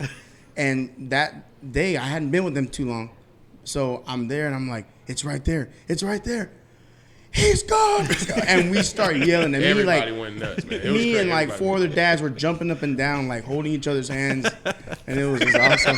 Maybe I shouldn't have said that, but I know what you mean. Sorry, That's Kevin. joy. Mooch, me and him were jumping on each other. It just got weird. And by the way, that was with 22 seconds left in the game. Yeah. It was Jordan versus the Jazz. Man. Oh man, That's what awesome. It was. Game 6. Yeah. Game winning shot, man. It's a good game. I saw a run early year, and we're gonna talk about you too, Jaren. I saw a run where he ran up the middle of the field, and it looked like, I know y'all used to watch the Three Stooges, right? When they were moving like real fast, and it looked like he was moving in Three Stooges pace, like real fast, and everybody else was kind of like walking. I'm like, are they even? He's got a crazy motor. Is this video and fast forward? I'm like, I thought it was like a trick That's video. the first thing. When I showed my buddies, I showed them the showcase video. They're like, slow down. I'm like, that's not edited. Like, that's the game. They're like, man, he's that fast. I'm like, come out to the game. That first time you told me about him, when he's like, "Oh man, we got the best resume." Remember? I was like, really? No, I'm serious. I'm serious, man. I'll throw it out to anybody. And then you showed me where to go, and I looked at it, I was like, damn. I was like, I think you may be right. It always takes to stand on that other sideline from that's where you learn who's the best and who's not. Yeah. Watching the game, you can always feel as a coach. Yeah. If you don't feel like this, you should stop coaching. If you don't feel like I got something, I got a remedy for that. I got something for that. You should feel like that if you're coaching people's kids. All right, I'm looking at y'all in the eyes right now. If you're coaching my son, you better feel like you got an answer. All right, but when you stand across from it, it's like I don't have an answer. It's like reality. I don't have an answer. I was wrong. But Jan, we seen you make a few big interceptions, big plays on defense. I think I saw it in CCE last year. Oh yeah. You know, I watch everything, man. I don't miss nothing. You got me? I don't miss nothing. I see it all. That was his tryout for the showcase. Yeah. Made some big-time plays on defense. Now, I played offense, but I think you got to win the game on defense. What side of the ball do you look forward to playing next season in the showcase from here on out? What side of the ball do you want to play? To get screwed up. Defense. Defense. You don't want to get – everybody out there wants to score 50 touchdowns, man. You know, everybody in the Heisman Trophy thing had 50 touchdowns. There was nobody up there with 7 interceptions. You sure you don't want to play offense? Because defense wins championships. There you go, guys. That's the perfect answer, man. Now, what I do want to point out is that after the game, we're headed home in the car, and Dylan says, we better have won that game. I said, why? He said, I got to keep my promise. You want to tell him what your promise was? Yep. I kept my promise to Jaren because in the beginning of the season, I told Jaren that we're gonna win him a championship and we're gonna win him a ring. Nice. Awesome. Let me see it, man. Let me see it. Came through, man. Came through. Hey, band of brothers, man. Yeah, it's been a great experience making the move from Baffle to the Marlins. Last year in CC was our first actual experience with Billy. Night and day. The knowledge that he's taught Jaren and the other kids that I've seen. He doesn't focus just on the skill players. He focuses on the linemen, and he doesn't look like a lineman coach. So, and that's what blew my mind. And you know, he has a hand in everything. Not saying, oh, it's mine, I want to take control. It's just he has a hand in everything because he wants everything leveled. And yeah, it's a good experience over there. Let me ask you a question, Rob. How would you go from where you played at last year to play on coach's team? How does that materialize? Do you call him? Do you sign up? How does that work? Well, last year we played. He did. True. He did it on his own. Yeah, I didn't do it. He did it, man. He made plays when he was supposed to. I saw the play that you posted the other night. That was. Yeah, that was. I mean, there were some other kids that made plays as well. Of course. The showcase. I mean, the CCE. Like Jazzy J. I like you. I like that. Now I'm sorry to interrupt. No, you're good. Name your teammates, man. Giving your teammates credit when they're not here. You don't have to. Yeah. That's a big deal. There's people who are in the NFL right now who this is all they know, man. Yeah. Me, I did this, and they forget about the other 52 guys on the roster or the other 18 guys on the roster. Yeah, because I can't be Superman without my lineman and everybody else on my team. Yeah. Well, that's something that Very well. He can tell you. He can, matter of fact, better than anybody, he can tell you. That's one thing that we talk about constantly is that it's a team. We don't do anything without our team. Yeah. You know, I mean, Superman couldn't fly if he didn't have his team. He couldn't intercept. He couldn't catch a ball. He couldn't. Come on, man. One kid versus 22. Really? As you get older, that thought process will be better for you because the older you get, it's going to get a little bit harder, a little bit harder, a little bit harder. And there's going to be a Superman playing left tackle. There's going to be a Superman playing right guard, Superman playing receiver. You know, and y'all are all going to be. On my team, we had a good running back, but I was Superman. You know what I'm saying? I felt like I'm going to make the block. I'm not going to score the touchdown, but I'm going to make the block every time so that you can score the touchdown. And I think that, you know, having that attitude as a team game is a big deal for you guys. So, Yep. Ultimate team game. So yeah, going back to what you asked me, Steve, when we signed up with CCE, I had heard so much about Billy and Dylan, and Superman. I heard her so much, and I'm like, okay, you know, we're on Billy's team. I told my wife, I was like, we're on Coach Billy's team, and she was like, is that good? Or I was like, well, it should be good. Everybody says he's a good coach. So it was literally the first time I wasn't going to be his coach, and I had already wanted to step away from it because I'm not going to be able to coach him for the rest of his however long he plays football. Right. So I wanted to already push him away, not literally, but to somebody else. Pass him off. Yeah, there you go, pass him off. And about the first hour, Coach Billy was late, but I'm kidding. He was late. No, but the first hour at CCE, I immediately saw what everybody had been talking about, and there was a guy from Midland that was there, and he was telling me about Billy, and I'm like, well, damn, you live in Midland. Like, how do you know? He was like, nah, it's just what I hear about him. And so I'm seeing this, and it's hot as hell. And I'm sitting down, and I'm seeing everything he's doing, and I'm just like, okay, it's day one, we're good. Second day, come back, and it just gets more. It's like, okay, we left off at this place. We're going to continue from that place, and I'm going to keep showing you what you need to do. And it's funny because I actually messed up on Jaren's position signing up for CCE. He played linebacker with the Wildcats. Well, I put free safety. I don't know why I did it. Linebacker. And, Billy had him over there, and then he made some plays in our first game. He made another play the second game, and then the game, he made another play. He made a big play against us in the scrimmage for Showcase. He made a big tackle on I don't think it was Landon, on our other running back. He kind of broke out. Nobody tackled Landon. Yeah, he kind of broke out, and it was one-on-one, and Jaren tackled him. And he got hurt. He got blindsided too. Yeah, that was funny. But he made a big play, like out in the open field on a 10-year-old. That's big deal. Oh yeah, especially as a 10-year-old all-star. It's not a 10-year-old. That was a 10-year-old all-star. Yeah. Some kids you picked up on the sidewalk on your way to the field. So my son, we just signed him up for they called us this weekend and were like, we don't ever do CC. I come out there and watch, and they were like, we got a spot for a 9-year-old. And I'm like, man, I just signed him up. So my son will be on Greatness, I think. I don't know what team y'all are. Okay, yeah, we're Power. Hey, man. He's with Eddie, though. I think he's with Eddie. I think Eddie's on Greatness, yeah. So my apologies. So, yeah, it's been a good transition. It's definitely something that Jaren's improved a lot on his defense. He's by far not the best player, but from where he was last year and the years before, he's improved because of the things he's learned with Billy and Coach Blanco and Harold, and it's been a good transition. No, that's good to hear. Yeah, I'll leave you guys with this, man.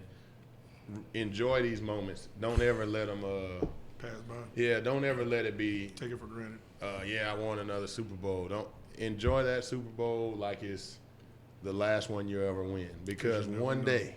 You never know. One day it will be the last one. I left Tech City High School, state champion, all of that stuff. I got to U of H. First year we didn't win nothing. Nothing. When I say a nothing, I mean a nothing. Zero. Yeah. So leaving Texas City, and I'm gonna give a shout out to my mom. She raised me right. She didn't raise me to be a quitter. But that's what you want to do, man, in that situation. You've been a winner all your life. I won 2 Little League Super Bowls, didn't lose games in middle school, won state championship twice in high school. I'm like floating in the clouds. I get to U of H. Boom. Every game. Lost. Oh, we're playing Rice. Lost. We're playing UL Lafayette. Lost. That's why he doesn't like Rice. Then you start looking on the schedule. You say, like, where does the win come? We got Texas. We got Louisville. This is when these teams are like good. You're like, where do we win? Where do you find the wheel? We had South Florida. We had that was the schedule. Yeah, that's when they were good. Yeah, the schedule. That's when they were good teams. So you're supposed to beat UAB. You're supposed to beat Army. You're supposed to beat Rice. You on that schedule. He said Rice. 3 wins. You're supposed to go 3 and whatever, and then loser. If you get lucky, somewhere. Didn't happen. That's why U of A schedules Prairie View now every year. We're gonna win one. Oh man! Speaking of Prairie View, how'd you like playing over there? Man, Prairie View has come a long way since the '90s. Yeah. I mean, it was a really, really great experience. The locker room was really nice. It was more than I had actually expected. The field was nice. The people were nice. We won. I mean, it's the most important thing. Hey, I tell you what though, that little quarterback was real shifty. He had some spice to him. He did. He was smaller than Jaren and Dylan, and was named Dre Espinosa, right, Jaren? Yes. Yeah. Shout out to Dre Espinosa. He played his little heart out the other night. Yeah. He did. They ran about 40 plays. He got the ball about 32 times. And Don't laugh. No, I'm That's an serious. exaggeration. I'm serious. No, he was He was scared. He was scared. It was good. Respect. they had it was him. That's not his opponent anymore. He respected him then. Now it's time to tell the truth. What was number 20? He had another running back. Another question. First possession, first play, they score. What do you think? I should have called timeout. I'm not one of those coaches that blames the kids for everything. I always self-evaluate, and at that very moment, when I told we pulled Boogie off the field, told Dylan go to corner, just so we would have all the wide receivers covered up. Didn't even think about the fact that we still got too many linemen in, and they don't know where the hell they're lining up. They don't know what the responsibilities are. So if they got an extra lineman in, we must be lacking a linebacker, and that's where he ran. Okay. Right up the middle. No, on the edge. No, he got I was first play. missing an outside linebacker. Okay, I got it. So nobody had contained. He ran right off the tackle, just inside the corner. Corner got caught up with the wide receiver. Touchdown. First play of the game. Little quarterback was shifting. And I mean, their crowd went ape shit. I'm talking about, dude, you thought the doggone stadium was full. He was, he scores. He goes around and scores, and for those that don't know, we lost our Midland Horned Frog game, and that's how it was the first opening kickoff. And so Dre scores, and I'm just like, looked at my wife, and I was like, oh, hell no. I spent $60. Hell no. Seriously. Hell no. $60. And but no, the kids responded. But man. hold on, then we go down and score. We drive it. Yeah, we drive it drove right down their throats. But then they come back, first down, second possession. The right side. Right side. Sweet. Go for a touchdown. Again. Yeah. I'm like, we score it was like 8-9 play drive. Yeah. And so they get the ball back and first play, and I'm just like, so looked at my wife, I was like, damn. What the hell's going on over here? I spent $60. Yeah. What was the final score? 40-18. Oh, okay. I was about to say if it would have been like 24-12 or something, 30-12, they're probably at home right now like we were this close. No, if I remember last week, I predicted 40-14. Did you? I did. Well, we have it on We tape. got to check the tape. Yeah. One of the guys commented on one of the videos I posted, and he was like, just like you predicted, 40-14, 40-18. I was like, you're right. I did predict that. I did predict that. The first when we were playing the week that we were playing the Giants, somebody got on the YouTube and they said something about the Giants checking in or something like that. And I was like, it's going to be a good game. It's going to be a good game for the first half, and then we're going to pull away, and that's exactly what happened. I think we went into halftime like 12-6. Yeah. Close game. Yeah. So first half was. Oh, Robert let us know. Oh, I did. Hey, dude, them halftime adjustments are serious. Yeah. That's matter of fact, me and my wife will listen to the game.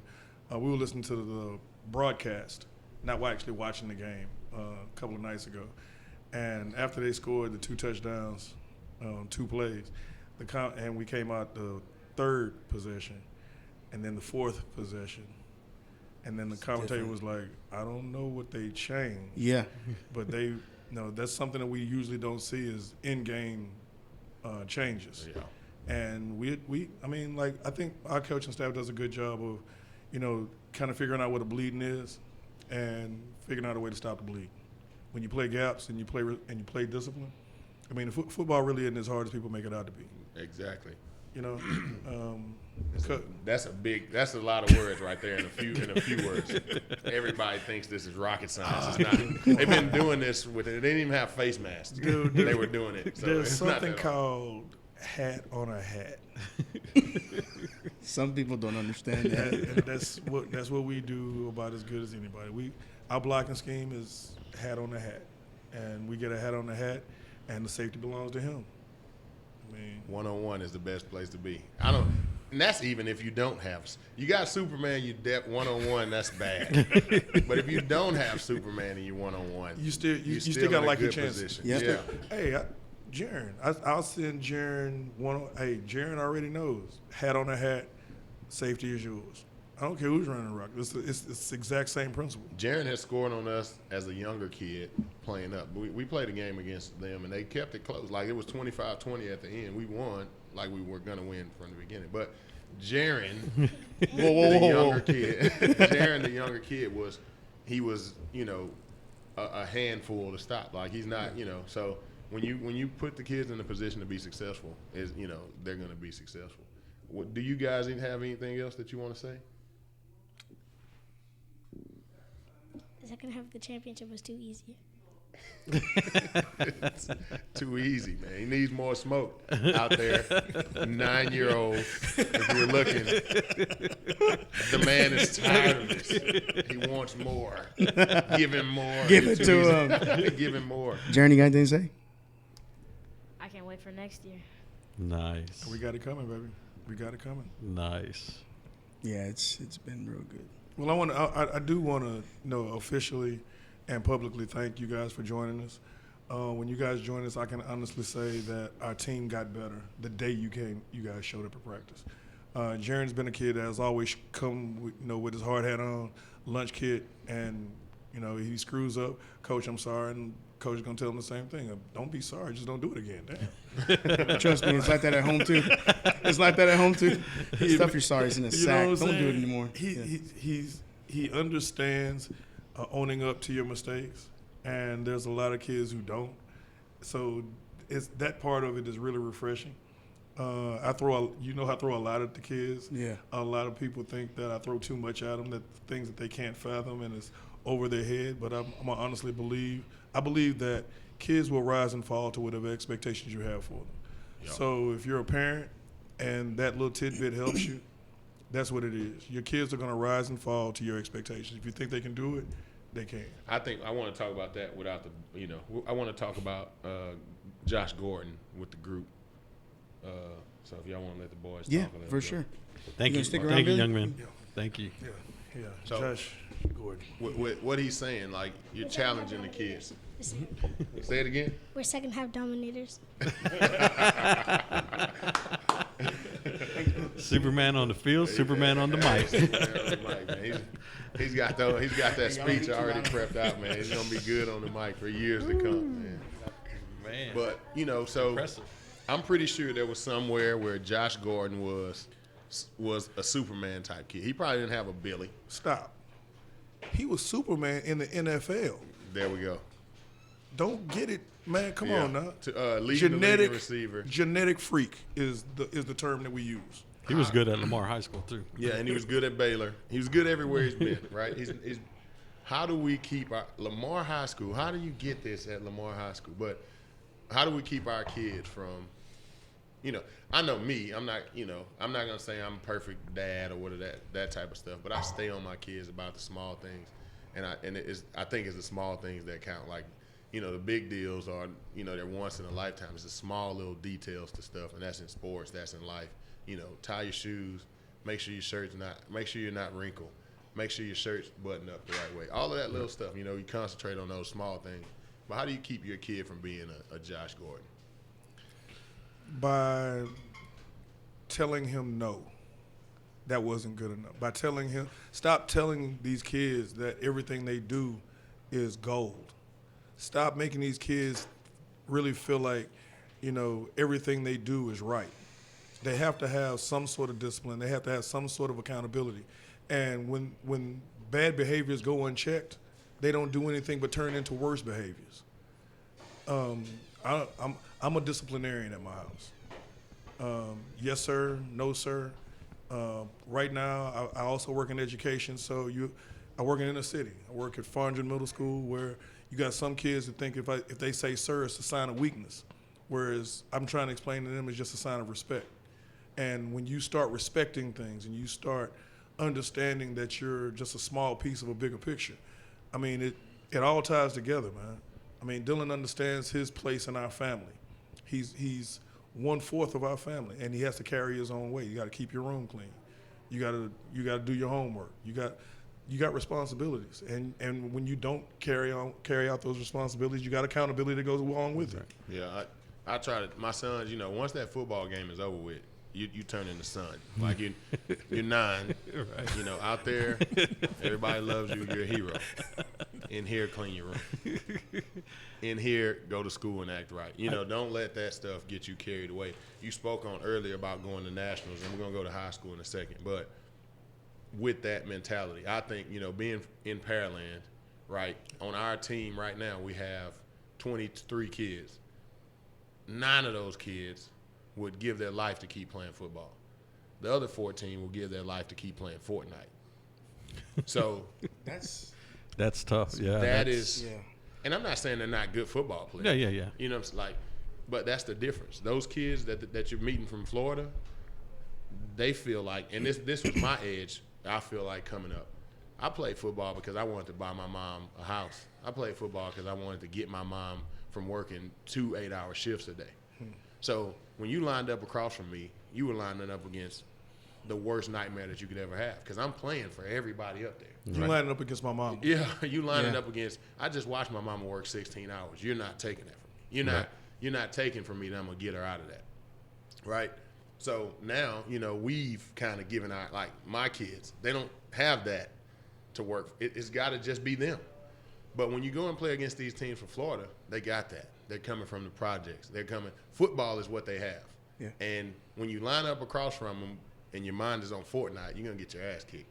Pretty much what you're saying. You don't want to take a group of kids who are rather be someplace else. Yeah, rather be someplace else because it's going to be a nightmare. Because then you're going to have Dylan in the back who wants to play. And you're going to have these 4 kids up front. You're going to ruin it for the one that wants it. And he's like, man, this sucks. This is not a good experience. But, you know, the other point I want to make to that is I personally think I want to put my kids out there in it because I want them to open their eyes. I think we've had a lot of success in the league that we've been in. And, you know, we didn't win a Super Bowl this year. We still had a lot of success. And I don't think those kids realize that there's a way bigger world out there in football. They don't see Dylans, right? They don't see that. They don't see Landon. You know, they don't see those type of kids. And when you go to that national group, there's that's all there is. That's all there is. And that they might not be on that level because I think those 2 kids, and this is just me, this is not, if you weren't sitting here, I'd say the same thing. I think those 2 kids are national level talented. Landon and Dylan, it's crazy that they're 9 and 10 or 10, about to be 10 and 11. Yeah. And coming right through here. But those 2 kids are, when you watch them, you're like, you know, it's crazy. It's different. I don't think that'll be any different if you take them to Florida. I don't think it's any different if you take them to Afghanistan. It's the same wherever they are, you know. But you know, that's those 2 kids. But on a regular basis, our kids don't see that type of kid. You know, they see a good kid, but they don't necessarily see a great kid. And I think if you're ever gonna, we talked about this, and I talked about this on the page. If you're ever gonna get those Clemson kids, if you're ever gonna get those Alabama kids consistently around here, we gotta take them somewhere to where those kids are playing. Marlins. Oh, we got battle recruitment here. Marlins. Excuse me. Hey man, you gotta take them there. I thought that's what I heard. Billy says the Marlins. You know what I'm gonna say. You know what I'm gonna say. No, but that's funny. Nah, man, I think real quick before we touch on high school, you ready for CC? Come on, man. Come on, man. Okay, let me ask you. I'm gonna let you do this. Ask me, have I ever lost to CCE? Have you ever lost to CCE? Shit, no. I hear some teams rumbling in the distance. That's the same thing they did in TYFA. That is the same thing they did in TYFA. That's the same thing they did at CCE last year. CCE last year. Everybody was always talking about they had kryptonite, and everybody's always got, you know, the answer to X, Y, and Z. The things I heard last year, leading up to our first game, I was like, man, come on, man, this ain't that serious. Like, it's just a game. And I'll tell you what, I'm excited for my son to get the opportunity. This is in Texas. That's his first step to get the exposure. Yeah, to play in CCE. Yeah. He, you know, my son is one of those kids that he loves football. And my kid said I don't shout him out. Shout out Roy. Shout out Royce and RJ. Yeah, Ariana too. I shouted y'all out. So.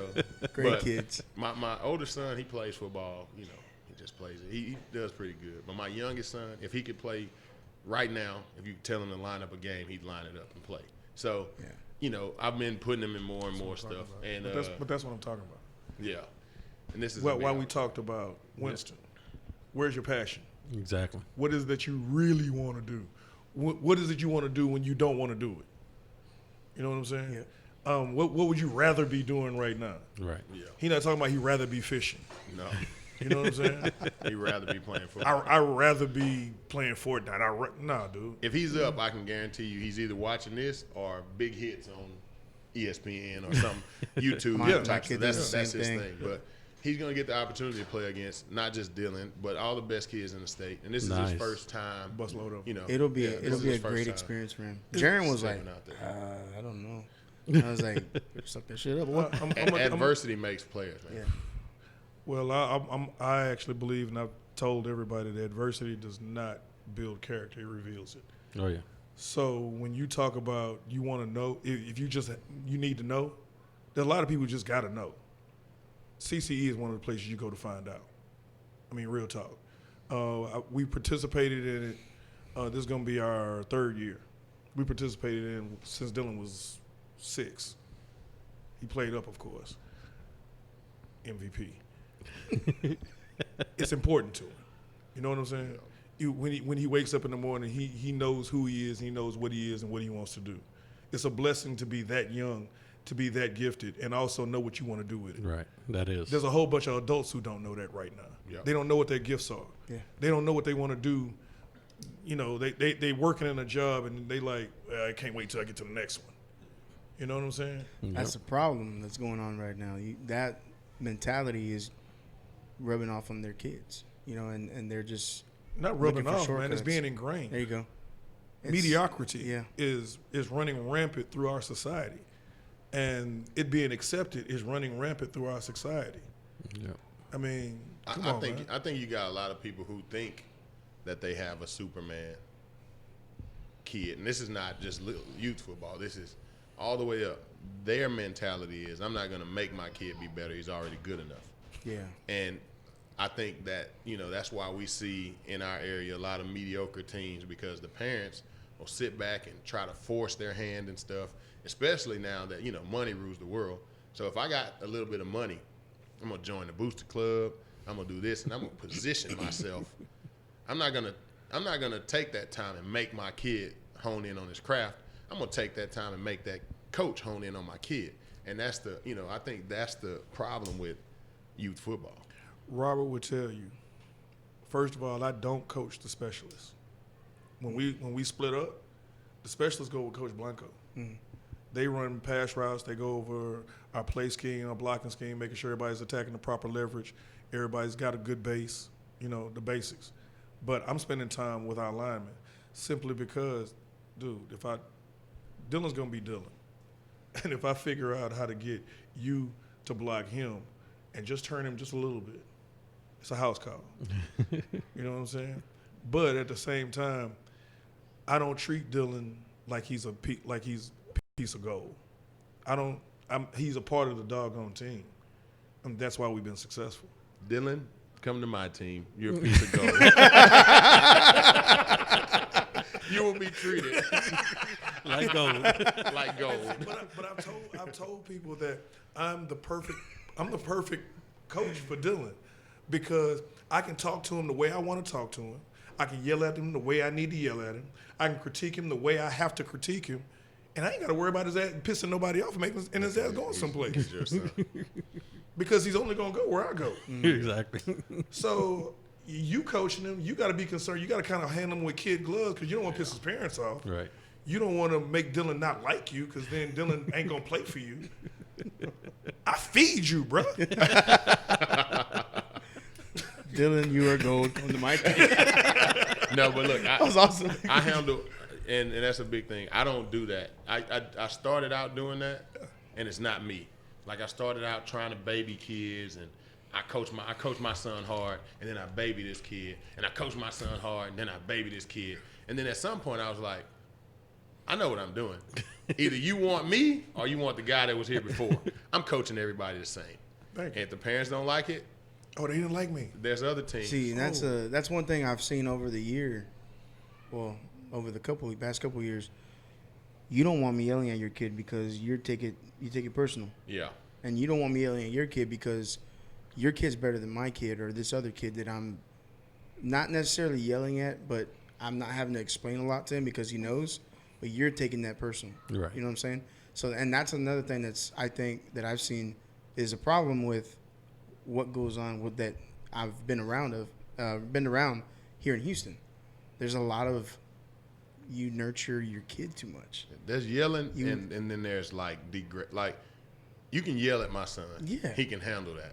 But I don't want somebody to. You can yell at him, but you ain't gonna disrespect. Yeah, you're not gonna Yeah. mistreat him. As See, long as it's within football and you're teaching him more. But I don't care. Hold on, because there's some dads, there's some parents that don't know that there's that line. Like they just think, well, he's yelling at Bobby. I'm just hypothetically, I'm not calling out a kid's name, but he's yelling at Bobby. Why is he yelling like that? You ain't gonna yell at my kid like that, you know? And they're not knowing that, hey, that coach is just trying to show him what he messed up on. That way, that mistake isn't made again, or whatever it is. He's trying to coach him up, whatever. But you got parents that are like, well, why doesn't he give Bobby the ball, or why doesn't he do this with Bobby? He does it with everybody else. You know what I'm saying? So Bobby's your 4'1", 209. Hey, whoa! I was 4'1". I'm almost 4'1". But you know, I understand what you guys are saying. It's just there's a lot of that going on. It's just let your kid get coached. Let him, let him him be coached. They need to be. Bad parents throw are him the in the worst. fire, man. Bad parents are the worst part of youth football. Period. Like the kids, you can motivate the kids to be at least better than where they are, but you can't defeat dad. Like I can be out here with this kid one-on-one, and then when he leaves, if he hears this negativity in the car about the coaches can't coach, the team is this, the team is that, Or you're better than so and so. So I don't know why he's getting so much shine. Yeah. Exactly. now it's pointless for me to ever even speak to that kid. Right. Because now that kid doesn't respect me because he has a choice to make. He may think I'm the greatest coach in the world. He did. But dad is in the car, and that's his parent. That's who feeds him, like you said. That's trusts him. That's He who's trusts at his home. word. He trusts him. He's only going to see me 3 times a week. So eventually it becomes, this dude don't know what he's talking about. Dad So knows what he's talking there's about. no trust.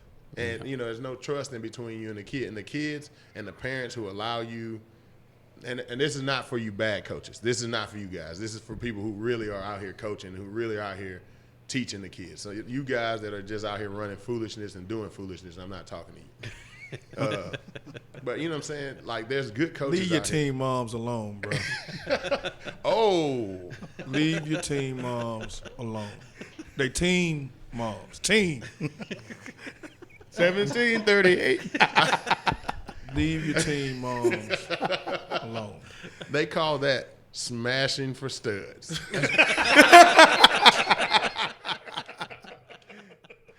Is that a great American product? Is that a great American product, Cumler?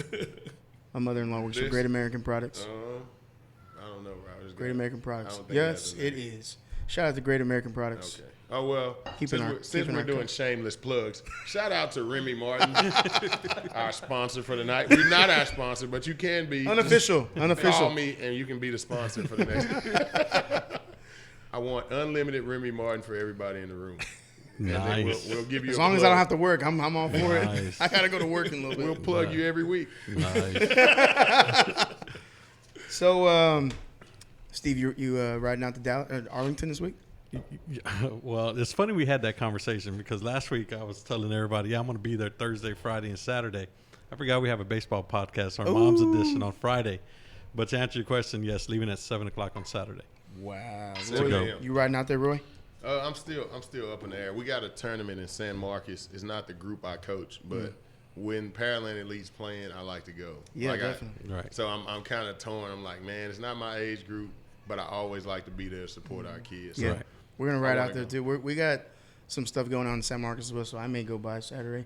But Friday night, we want to go watch Shadow Creek, so we'll be out there, hopefully. Before we Are they get playing into Friday or Saturday? I think it's Friday.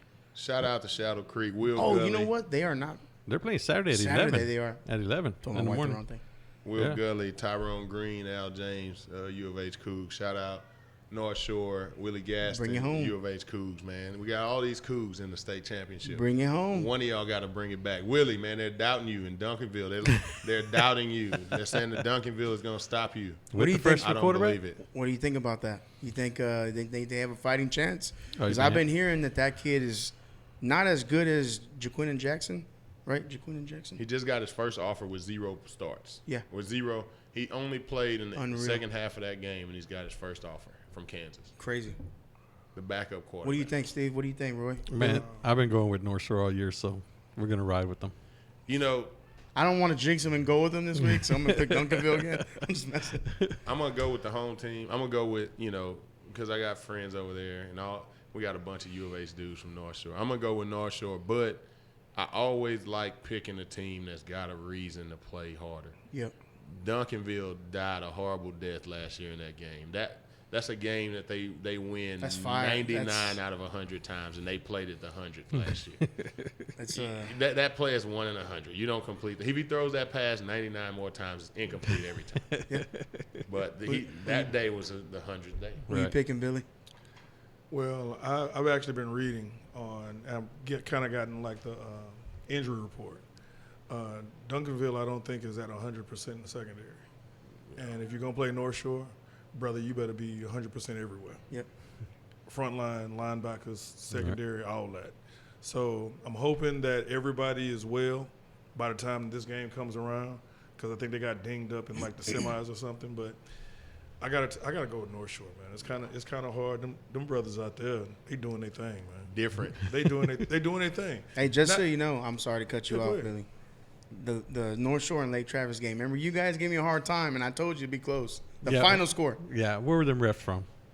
I want to talk about They're that. They're from Austin. They had to have been from Austin. I want to talk about that. It had to have been from Austin. It was close. I did not say it would be close. It wasn't close. I know, but the final score says it was close. I told them it was going to say close. So I was right. I'm always right. They were winning by a lot. That refereeing was just as bad as the title game last year with that Dallas crew. With Duncanville and North Shore. Steve, I don't know what you're talking about, Steve. Why don't they? I'm starting to not like the fact that we got to play in Dallas every year. I think that's an unfair shake for Houston. I think it should matter on which team is playing, and then from say it's a Houston versus Austin team, go play in Waco at Baylor. That's all true, except UIL's making money from AT&T. Show me the money. So they're always going to go there. It's all about change the refs. Don't always put a Dallas. Put a San Antonio crew who has no. I'm with you on that one because last year was blatantly. If they don't have a dog in the fight, it's a better game. You don't put a Dallas crew. We were in the shitty end of the stick, and I won't talk about it. I mean, look, man, look. Let's get something. Get something straight. All right. There's never going to be complete parity. I don't care where you are or what you're doing. Referees are going to miss calls, and whether they did it on purpose or not, who knows and who cares? The bottom line is the players have to play, and the scoreboard tells everything that you need to know. Right. There's a new referee. I just seen him out. His name's Derek Mouton. So if anybody wants to buy the game, if you want to buy the game, and if you want to win and get all the calls in your way, call Ref Mouton. He takes bribes in small amounts. That's so rough. Ref Mouton. That's rough. Him and Roy, man, the year that they played each other on the sophomore level. Yeah, last year. Oh man, that's crucial. Back and forth, back and forth, back and forth. Wow, dude, really? That's how you do? That's how you do, bro. He takes bribes. Man. Look, I'm just playing referee people. Don't fire that man. Let that man go. He's going to be out breaking news tomorrow morning. He's fired, taking bribes in a 7U game. No, I'm just playing, man. Shout out. I've always wanted to ask you guys this. In Baffle, why Baffle? Honestly, a lot of it is just location, and it's the better league between TYFA and Gulf Coast. I think that's my opinion, but it comes to be a convenience to. So I didn't play. My kids didn't play football at first, right? They started late. So one day I was in that group and I was like, "Where do I take my kids?" So I didn't know. I was doing research. Can't find a lot about what's going on. So, and I'm as a former football player, I never wanted my kids to play youth football. Yeah. I was like, it's pointless. Like, you don't need to play. You don't have to play. Really? Blah, blah, blah. I always felt like that they didn't need to play until they hit middle school. Their mom was like, because my youngest son, this dude is football, and he wanted to play flag. He wanted to tackle in the house. And she was like, look, you're going to let this boy play football. Like, you can't keep holding him out of football. And I was like, man, it's not necessary, blah, blah, blah. So I go and look at it, and I'm like, okay, who's the best team around here? And I always heard about the Hurricanes in Pearland, and somebody told me, go to the Texans. So we went to the Texans. That Texans are in Baffle. But it's not like in our area, this is pretty much all there is to offer, right? There's one weighted, at that point in time, there was 0 weighted league, like unweighted teams. Besides TYFA. Yeah, besides going into like South Houston. There was no weighted league teams in Pearland, in that area. All of them were I'm saying it backwards. There were no unweighted leagues. There was all weighted teams. So you kind of got, and in my area, Baffle is the team. Like there was really no, I was going to go to the Vikings, but that was their first year. It just becomes a convenience thing for every parent. I'm sure he's got 3 kids, so Royce and RJ got football. Well, his daughter may have gymnastics, so it's just convenient. Oh yeah, practice down. And that's that. I think that's a lot of it. I don't think anybody's like, I'm gonna travel from Cypress to go to Baffle. I don't think anybody. Yeah, does that. I don't think nobody. Does that. Like we drive a long ways, and they've already given me shit about it. But for 6 oil changes, but we drive like 45 minutes to practice, and depending. I appreciate that. Oh yeah, depending on traffic, but I just think with Baffle and Tiffy as well, it's just a convenience. I don't want to say issue, but me and you, and probably Robert, I'm not a Baffle person, right? The way I coach is not a Baffle coach. You're not a Baffle coach, true that. Right? Like, true that. I can go anywhere and do what you do, the way you do. Yeah, and it would probably be better for me to not be in Baffle. Now you're getting to my point. Yeah, it would probably be better for me. What he's trying to say is you guys should go to the Marlins. Well, Royce wants a state championship. Crystal, disregard that comment. No, that's all I'm saying. That's what, and because I've actually had this question for a lot of different coaches, and it's as much success as we've seen with my particular team in my particular age group. You would think that we would have kids rating our practice negative. You know what I'm saying? To get there. To find out what's the big deal, what is it that this dude is doing, what is it that these kids are doing that ain't nobody else doing, and it's just not the case. So I'll tell you why, and I'm gonna tell you why. People from the outside looking in, say it. I know you're the coach. Your son is the star. That's what it is. Nobody wants to come over there and deal with that. They don't want to drive. I don't have to know you, right? I don't have to care anything about what you say. I'm not bringing my son. Oh, me, I don't care. My son needs to earn everything he has. But I can see the perception of your son is going to be there. If my son is this position, he's got to take the back seat. I've even heard. I don't know why people think 8-year-olds and 9-year-olds take the back seat to anybody. It's 9-year-old, 10-year-old football. Everybody's going to get the opportunity to earn it. And if he's not the better kid, you should be happy to let him get the second amount of carries, because there's people in the NFL right now that get the second amount of carries that are damn good football players. Right. And they get paid get paid. You got to learn. You have to learn. I tell the kids on my team this all the time.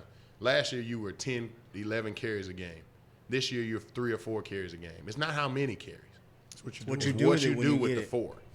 If those 4, and if you get to high school and those 4 are 9 yards a carry, guess what? Somebody's seeing you. You're getting 5 carries. Yeah. You're getting 6 carries next week. If you keep doing that and they keep staying there, you're going to get watched, because that starter, the Lakers lost today, by the way, and I'm glad. Anyway, that starter, if he's 3 or 4 yards a carry, I don't care that he's the starter. Eventually, you got to learn how to play as a backup. You got to learn how to play as a starter. Learn your place. And that comes in college. You know that, man. You get to college and you come from – most of us that go to college are stars in high school. our shit doesn't stink. People tell you you're great all the time. And then you get to college with other stars. Like Quentin Coriat coming down the hallway, freshman roll call. And he doesn't know who the hell Billy Mitchell. He don't give care. 2 shits.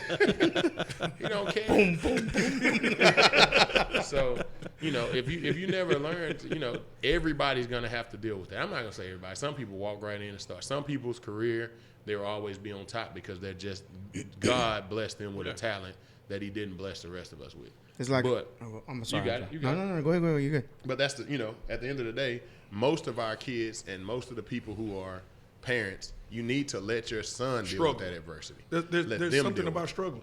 Yeah. You gotta have some kind of struggling. You gotta have some kind of work ethic in you to battle against adversity. I mean, like I said, adversity doesn't do anything but reveal who and what you really are. Right. This is something now in my last. So my son tried out for your team on the showcase last year. He didn't make it. He was out there messing around with his helmet. Right? He was out there. My helmet hurts. My helmet's messed up. So he tried out for the team and he didn't have a good trial. I coached the 10-year-old team. As a parent, I could have easily said, Pat, I'm out. No, I could have said, Pat, tell Billy to let my son be on that team. Let my son get the 30th spot. I could have did any kind of politics. We didn't take 30 with us. Yeah, there could have been a spot for my son. But as a parent and as a former athlete, I look at it like when they send that list out, either your name is on it or it's not, or it's off it. Not because of me. Ain't nothing I'm going to do. You know what I'm saying? And my son tells me that every day now. Like, I'm going to make the team. I'm going to make the team. I'm going to make the team. No, he talks to me about making teams all the time now. But for him, that experience is an eye-opener. Now he knows I can't go out there. And I told him, when you told me, he's like, yeah, he's messing with his helmet. I told him, I was like, dude, this is a tryout, and I'm going back over here to try out with these kids. If you don't make that team, that's between you and God, not me. Like, it don't have nothing to do with me. So, see, it's a great experience for him. But that is parenting. Yeah. That don't have shit to do with being a coach. Yeah. That's parenting. That's what Josh Gordon needed. If you want to know what Josh Gordon needed, he needed that then. Yeah. Somebody made it, hey, man, you better put little Josh on this team. He's too fast. He's too fast not to be on the team. He's better than everybody. Yeah. You better do this. I don't care he's an asshole. Yeah. I don't care that he doesn't come to practice half the time. I don't care that he loafed on those last 3 plays. But when you threw it to him, he scored. That's what's problem. That's the problem with the Josh Gordons of the world. I'm trying to think, like, as a coach, if I had Josh Gordon, if he wasn't my son, if he was somebody else's son, what would I do? Would I bench Josh Gordon? But you ask anybody, you ask him. I had Jaren for the first time last year at Pearland Elite, and Jaren was out there. He fumbled a snap, lost it. He lost the snap. Then he comes to the sideline crying. So one thing Coach Roy doesn't accept is crying. Crying is not a football. Men can cry, but it needs to be at funerals. It needs to be at at stuff that's worth crying. Losing a fumble is not worth crying. So when I see that, I instantly like, man, you better shut up with that. That's exactly what it was. If you don't get out of the game, if you're gonna cry, go over here and sit on the sideline. And that's what it was. I mean, and that's the first time I ever coached him too. Like, was I gonna be like? Oh, he loved you. Was I gonna? Way to go, coach. Told me to shut up. Is that why he's with the Marlins? No. I appreciate you. But I tell you what, you got me to think. Good looking. I tell you what though, when after you told him that and you talked to him, and he trust me, he shut it the hell up. After that, what kind of game did he have? Yeah.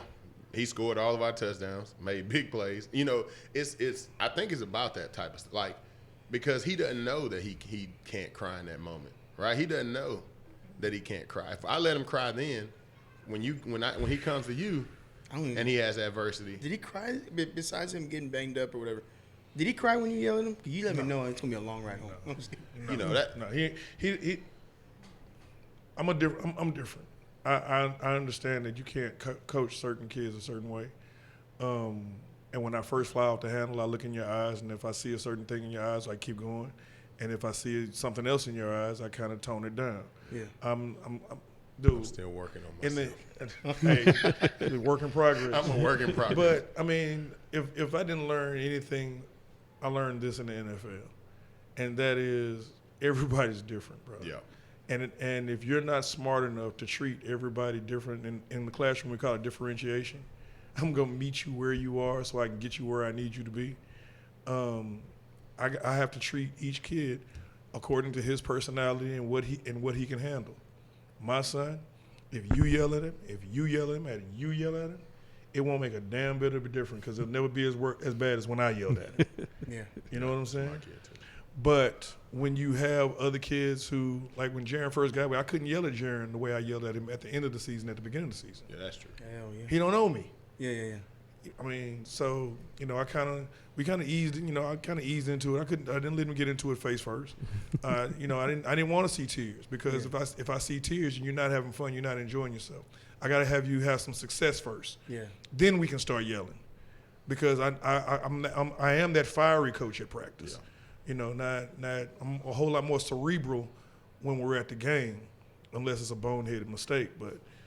For the most part, I can't. Like I said, I can't lose you for a whole quarter because I yelled at you. I'm more of a ref attacker on Saturdays. I'm gonna attack. Say it the ain't refs. so. Say it ain't so. Say it ain't so. Come on, coach. I will those people to make a mockery of the game because they feel like it's a waste of their time, and that's not fair. It's just Little League. Why are you so upset? It's just youth football. It's just youth football for you. But I paid a lot of money for my son to get the best experience, and you're not going to cheat him. He's heard me say this, and I will tell the ref to his face, like, bruh, you the only one out here getting paid. All of us are volunteers. Mm-hmm. So I fully expect for you to be a professional about what you're doing. That was in Dallas, just so you know. Well, my conversations with the refs go a little differently. Well, let me ask you this. I actually was on the phone with a ref just yesterday. Shout out to Tyrone. Good looking, baby. My dog for life.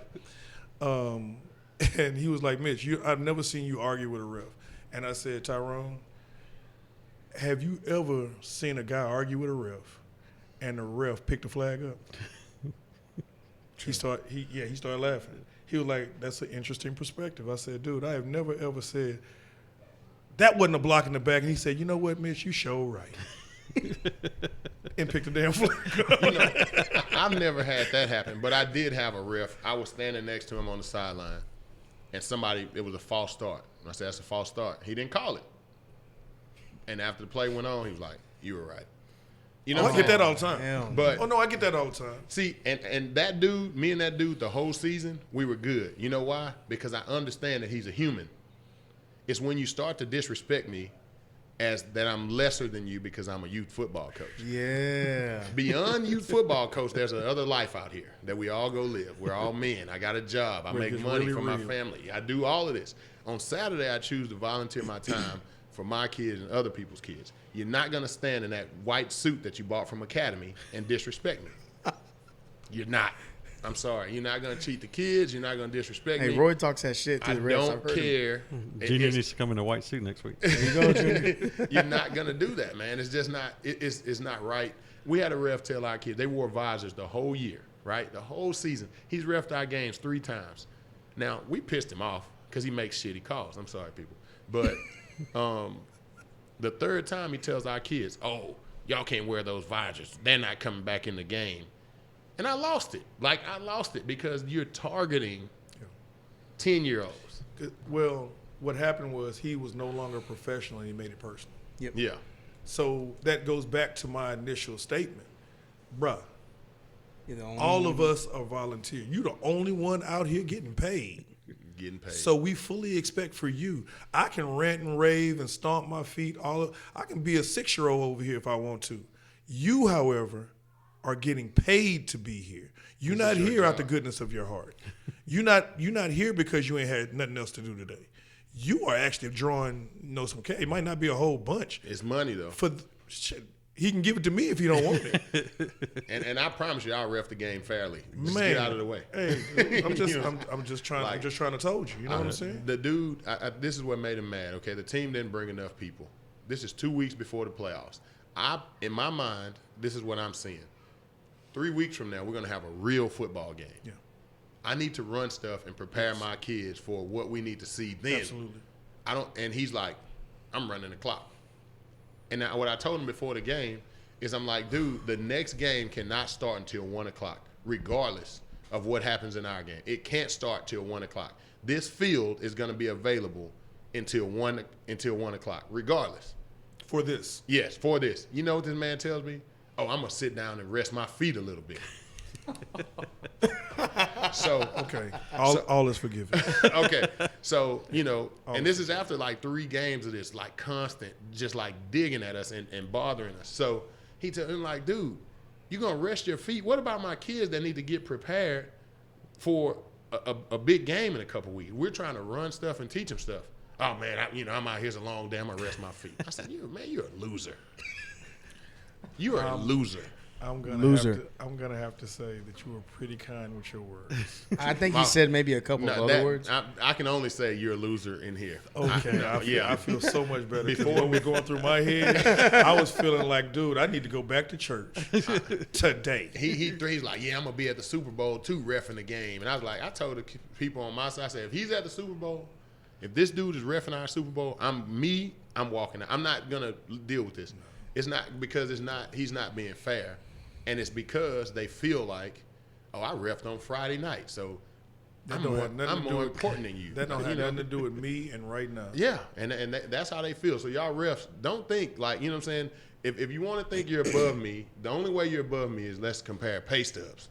That, you know what I'm saying? Don't be out here talking about because you coach youth football that I'm above you. We're all equal out here. That I'm below you. No, our kids are not beneath you. Us coaches are not beneath you. We're actually volunteering our time to do something for our communities.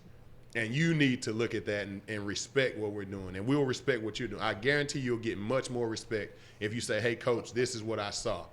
Versus I get referees telling me all the time, oh, I don't know what he's seen. Well, go your ass over there and ask him what he's seen so I can be a better coach, right? I need to be able to coach him up. Yeah, I need to be able to tell my kid what went wrong. Yeah, I need to be able to tell him, hey, you can't do this because this is what the referee's seen. And you'll get that little answer.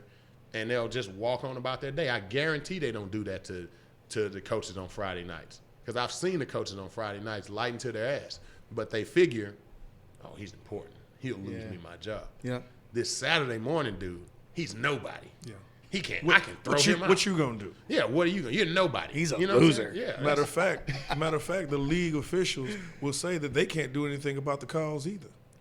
So if the league officials can't do it, which makes them unimpeachable. Yeah. If that's a word. Yeah. We'll make it a word today for you, Billy. Everybody has to have some sort of accountability in order for them to be at the top of their game. Because if you feel like you don't have to do anything, bro, you're gonna take the path of least resistance. So, I mean, officials, hey, I love my TYFA officials. Hey, Billy. I don't like any officials. Hey. Now, I'll deal with y'all, but I ain't never liked referees. When I was playing, I always hated the referees. They always call holding when I didn't hold. Sounding more and more like you need to just come and join the market. There it is. Well, let's hope the referees are legit in the state championship games. Yeah, let's get through it. Who we got left? We got Denton Geyer versus Austin Westlake. Robert's supposed to take a shot, right? Oh yeah. Yeah, he's supposed to take a shot. He can't, but one of these. I picked the Geyer last week.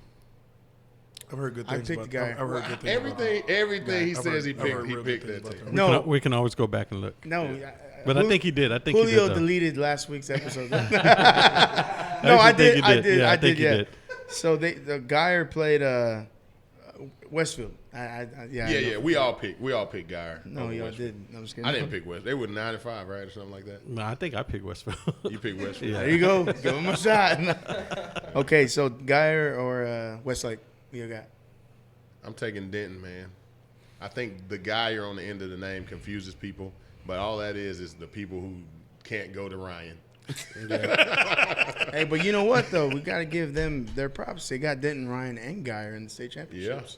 Yeah. Hey, Championship town over there. Give us our credit too. Well, no, we got Marshall and Shadow Creek. They can probably piss in each other's backyards easily. Yes. So it's the same deal. I'm getting to them. Catch a little wind and you're good. I'm getting to them. Yeah, I know, but Marshall they're Sports close. Ben. So I'm gonna go. They're close though, right? Like Shadow Creek. It's hard to go against Westlake. Yeah, it's not far. It's hard to go against Westlake.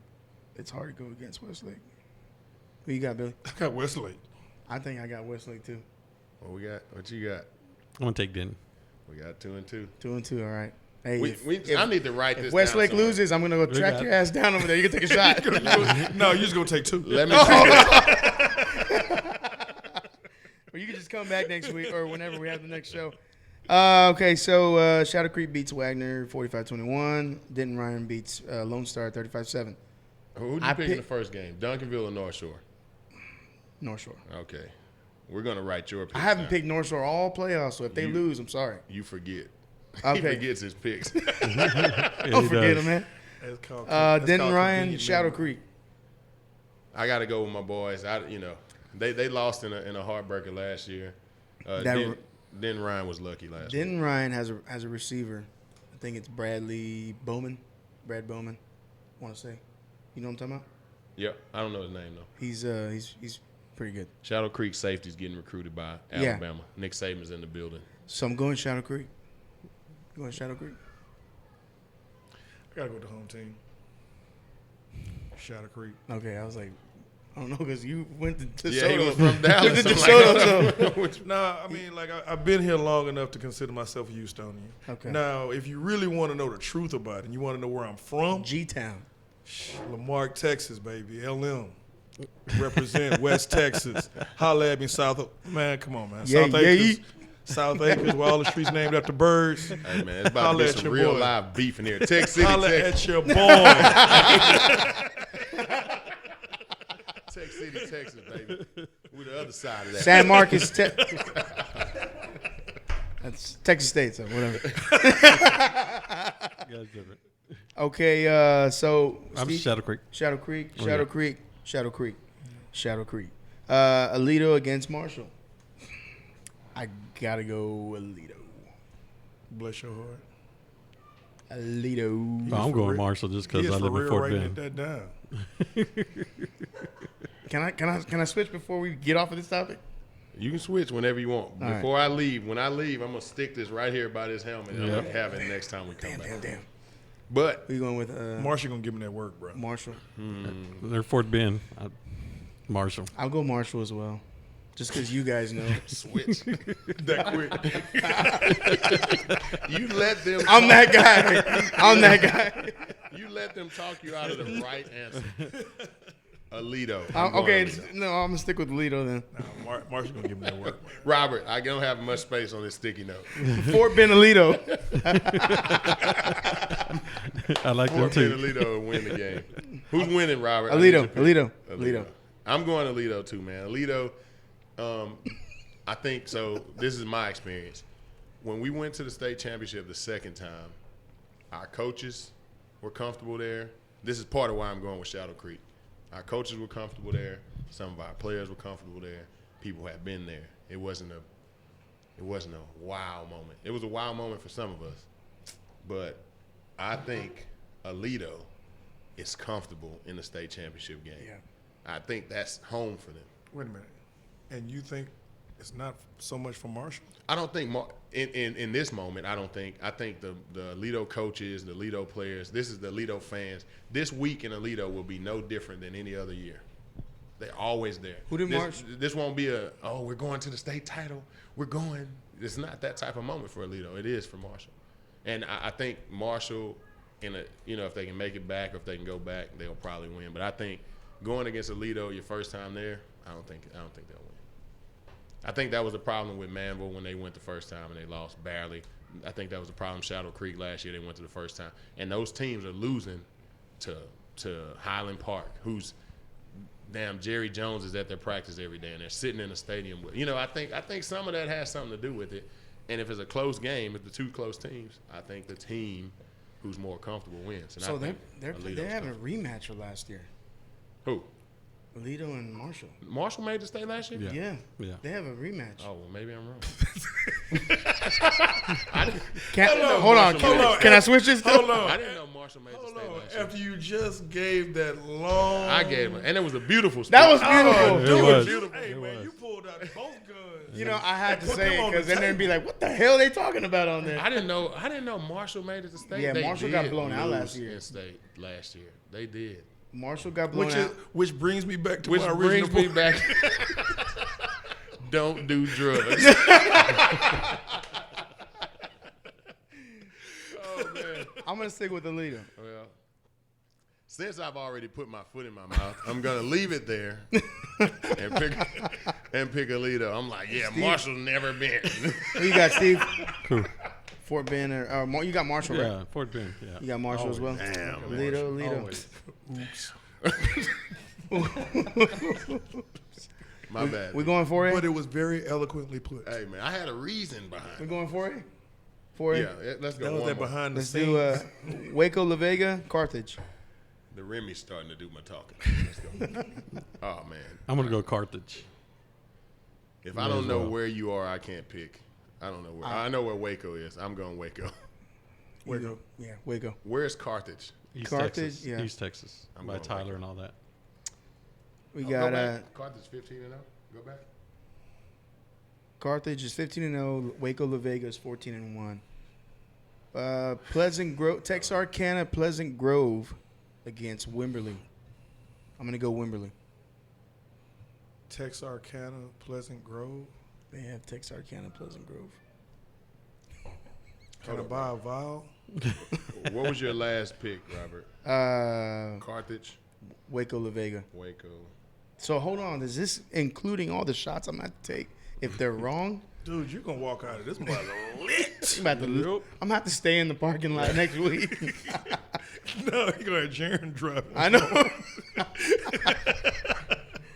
I'm going Wimberley. Wimberley. I don't Steve? I'm gonna take Wimberley. Yeah. There's got to be a connection. There you go. There you go. You got. He's all Who'd y'all pick? Wimberley. I'm not picking Wimberley. Oh hell. Wimberley's lost 3 games. They're going to lose 4. I'm going Texarkana. They're in a tough district. Pleasant Grove. Seems like a nice place to be. Wimberley is a nice place to be. No, Pleasant Grove. No.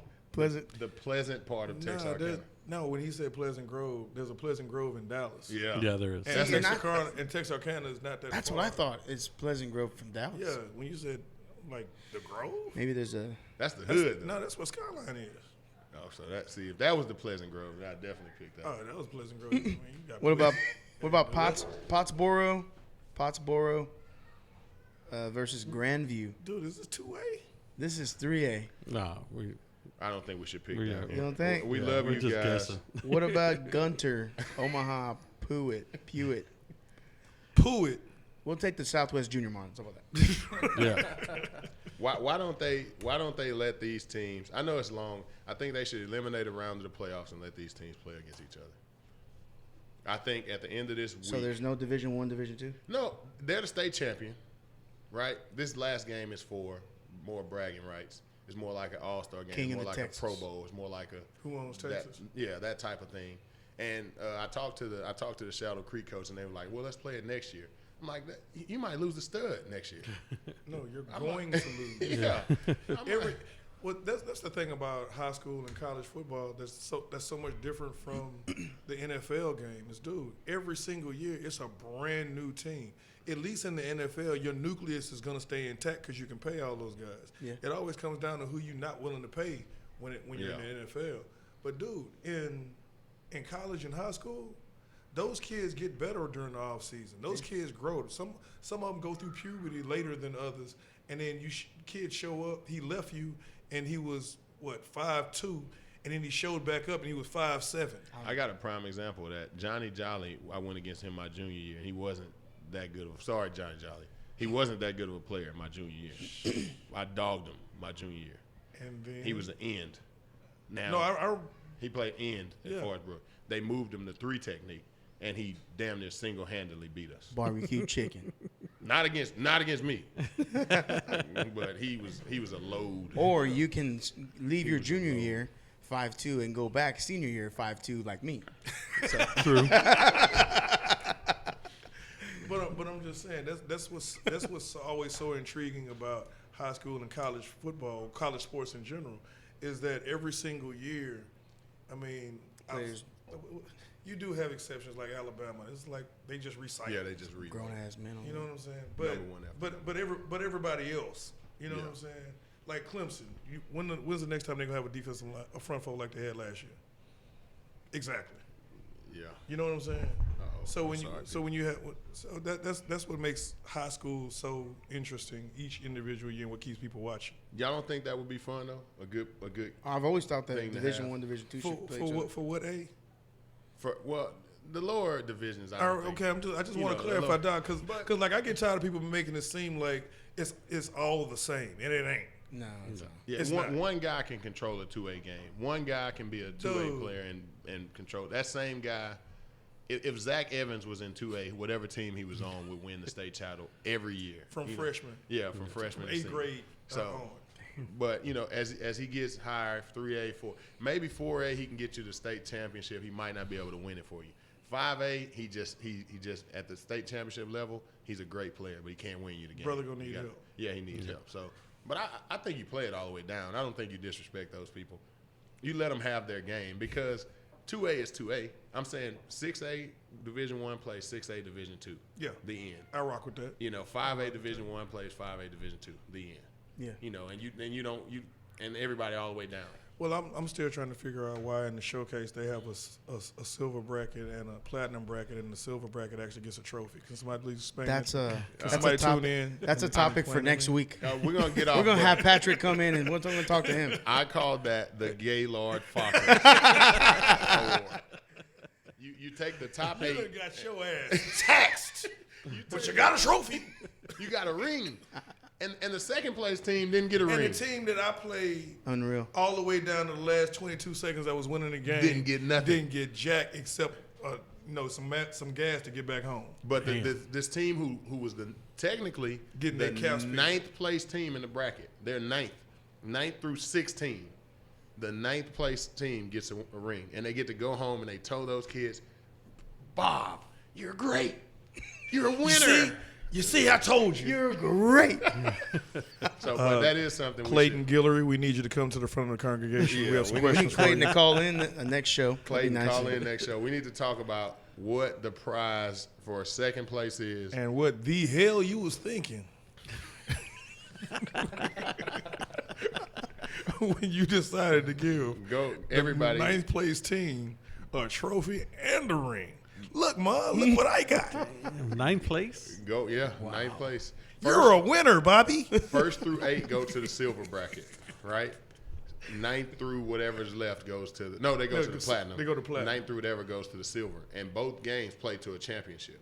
Okay. Yeah. So the 8th place team who loses the next game, that probably would have killed the 9th place team, gets nothing. But this 9th place, and then even the 9th place, sometimes it's probably the 12th place team that wins that and gets a ring. Baseball's the same way. Yeah, baseball's the same way. Baseball's exactly the same way. Whoever won the silver bracket, I did not endorse this message.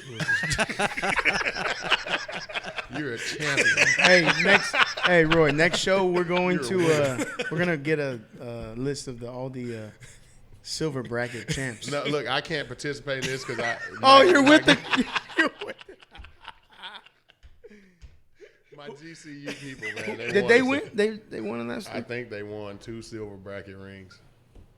So baseball, you have up to 40 in one class and one age. Wow. And let's say top 20 goes up to the gold bracket. Are you serious? Bottom 20 go to the silver bracket. They'll 21st place school will know ring. Does that make you like the best loser in the whole tournament? Loser. Have you seen Meet the Fockers? Gaylord Fokker had a wall of these 13th place, 11th place, and they called it the Wall of Gaylord. This one, it was 11th. We're proud. That's funny. You are the best loser I have ever seen. Yep. You lose so beautifully. Dude. But, man, look, I know it's kids. Charles Barkley. At what age do you stop that? I know we got to go. What age do you stop that trash? Like, maybe 6-year-olds, you let everybody win. I don't know. Do you? Look, you don't get me going. Dude. I think when you're born, you either win or you lose. Hey, man. That's it. Losing is a habit Yeah, that is adaptable. I agree. You show me a good loser, I simply show you a loser. Somebody write that down. You show me a loser right there. You got a pen and paper right there. That is a quote for the show from now on. You show me a good loser, I will simply show you A loser. a loser. Hey, real quick. Next week's schedule for CCE. Thursday night we're booked, correct? Yes. So what about Friday night? I know there's a parent frenzy or something like that, right? Yeah, there's like a parent party or something like that. Okay, so we could possibly put a show on Friday night if Julio, if you're good for it. I don't know if you guys have tournaments or whatever. Which one? Next Friday? Yeah, next Friday. I don't know yet. We'll get back. Oh to no, it. you know what? I'll be out of town. Okay. Yeah, I'll be out of I'll town. get I'll get with our producer Julio, and we'll get it going. You free? Yeah. After we come back, I should have Manville's receiver coach. There you go. The Shadow Creek guys, they're my boys. But if they lose, they're not good losers. So I don't think they're gonna want to come on. I think they'll a couple weeks, but if they win, I think they'll be there with bells. they've already told me they're coming. They may bring Christmas presents. Yeah, so they lost last year, so I know that's not a good feeling. And they're real confident talking to them about next year going to 6A. So that's some stuff that we can ask them and let them talk about. Yeah. One like my oldest son is being recruited a little bit by high schools, and I'm trying to research some of the options. You know what I'm saying? So one topic you guys might want to talk about is What's his name? Will? Put his name out there. William Mitchell II. Harold. What's up, Will? I actually wanted to call him Prince William, but he ain't going for it. Prince William II, and that's because I'm the king at my house. What position does he play? Will plays corner very, very well. He plays slot receiver very, very well. He has a very specific skill set. He's a great athlete, real great attitude, hates to lose. So I never have to worry about calling him a really good loser. He's fluent in Spanish. He's a smart kid. Every time we go to Mexico, he can come to Dobie. Dude, I mean, like we go to every time we go to Mexico, he's our translator, and they always tell us that he doesn't even speak with an accent because all of his teachers have been from El Salvador. Wow. He was in a dual language program at HISD. He took all his standardized testing in Spanish. Really, really bright kid, and he's always flown under the radar simply because he's not that kid that's built like you. You know what I'm saying? His feet are phenomenal, and the reason it's not only because I've trained him, it's because I'm actually looking at him through coach's eyes, and I say, dude, you have feet like you're already in high school. He just hasn't had the opportunity or the body to show what he can do because come on, when you're in Little League, you see a smaller kid and you just like, okay, well show me the big. All that small kid can do is show me where his big brother is. That's all he can do. You know what I'm saying? Get to the edge. That's pretty much it. But Will, I think is going to be, kind of like his old man. He's going to be a super sleeper. He's going to get into somebody's program, help them grow their program, be a standout, go on to whatever college he wants to go on to, and he's going to ball out because he wants it. He's one of those. I mean, how would you like to grow up with your little brother as Superman? What kind of pressure do you think he lives with on a daily damn basis in Little League? He was so happy he got a Little League. I don't know, dude. He was probably about as happy as a box of puppies, for real. Dude, he was so happy to get out of Little League because he didn't have to deal with the comparison. I mean, his dad was his little brother's coach. I know a little something about X's and O's, so me being able to put Dylan in certain situations, me being able to put Dylan in positive situations for him was a plus. It was an advantage that Dylan is taking full advantage of. I didn't have that opportunity with Will. Not to say that everything I curtail is for Dylan, but it just so happens that his skill set fits what our philosophy is. It's kind of molded our philosophy because you as a coach, you build your philosophy around what the talent pool that you got. Everybody except the Cowboys. Well, we got the best back in the league, but we want to throw the ball. They are who we thought. Hey man, you've been good. Are you a Cowboys fan, Billy? Time. Don't ruin this. Are you No. Hey, don't get it twisted. I mean, I had partners that really played for the Cowboys. Kevin Smith, we played together in A&M. Yeah. You know, I mean, Dion, hey, you know, he cool dude. I've been at his house. I met him. You know, cool dude.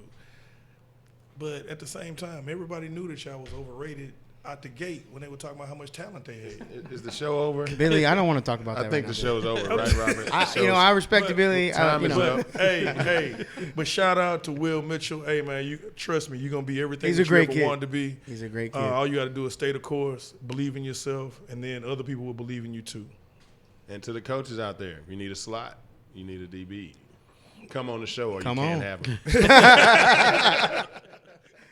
Hey, I do want to know what certain people think about certain high schools, certain programs, because you get a lot of people talking about the Lamars, and they talk about the Bel Airs, and they talk about North Shore, but there are a whole bunch of other schools, just like, you know, there are other schools outside of Alabama and Clemson, Right. where they're playing really, really good football and they're developing kids, because they don't all get all their draft picks from just those two schools. Right. True. And I don't think that those schools are being highlighted, and where those programs are on the rise, or where they used to be here and they are now there, you know what I'm saying, that are getting the shine that they probably deserve.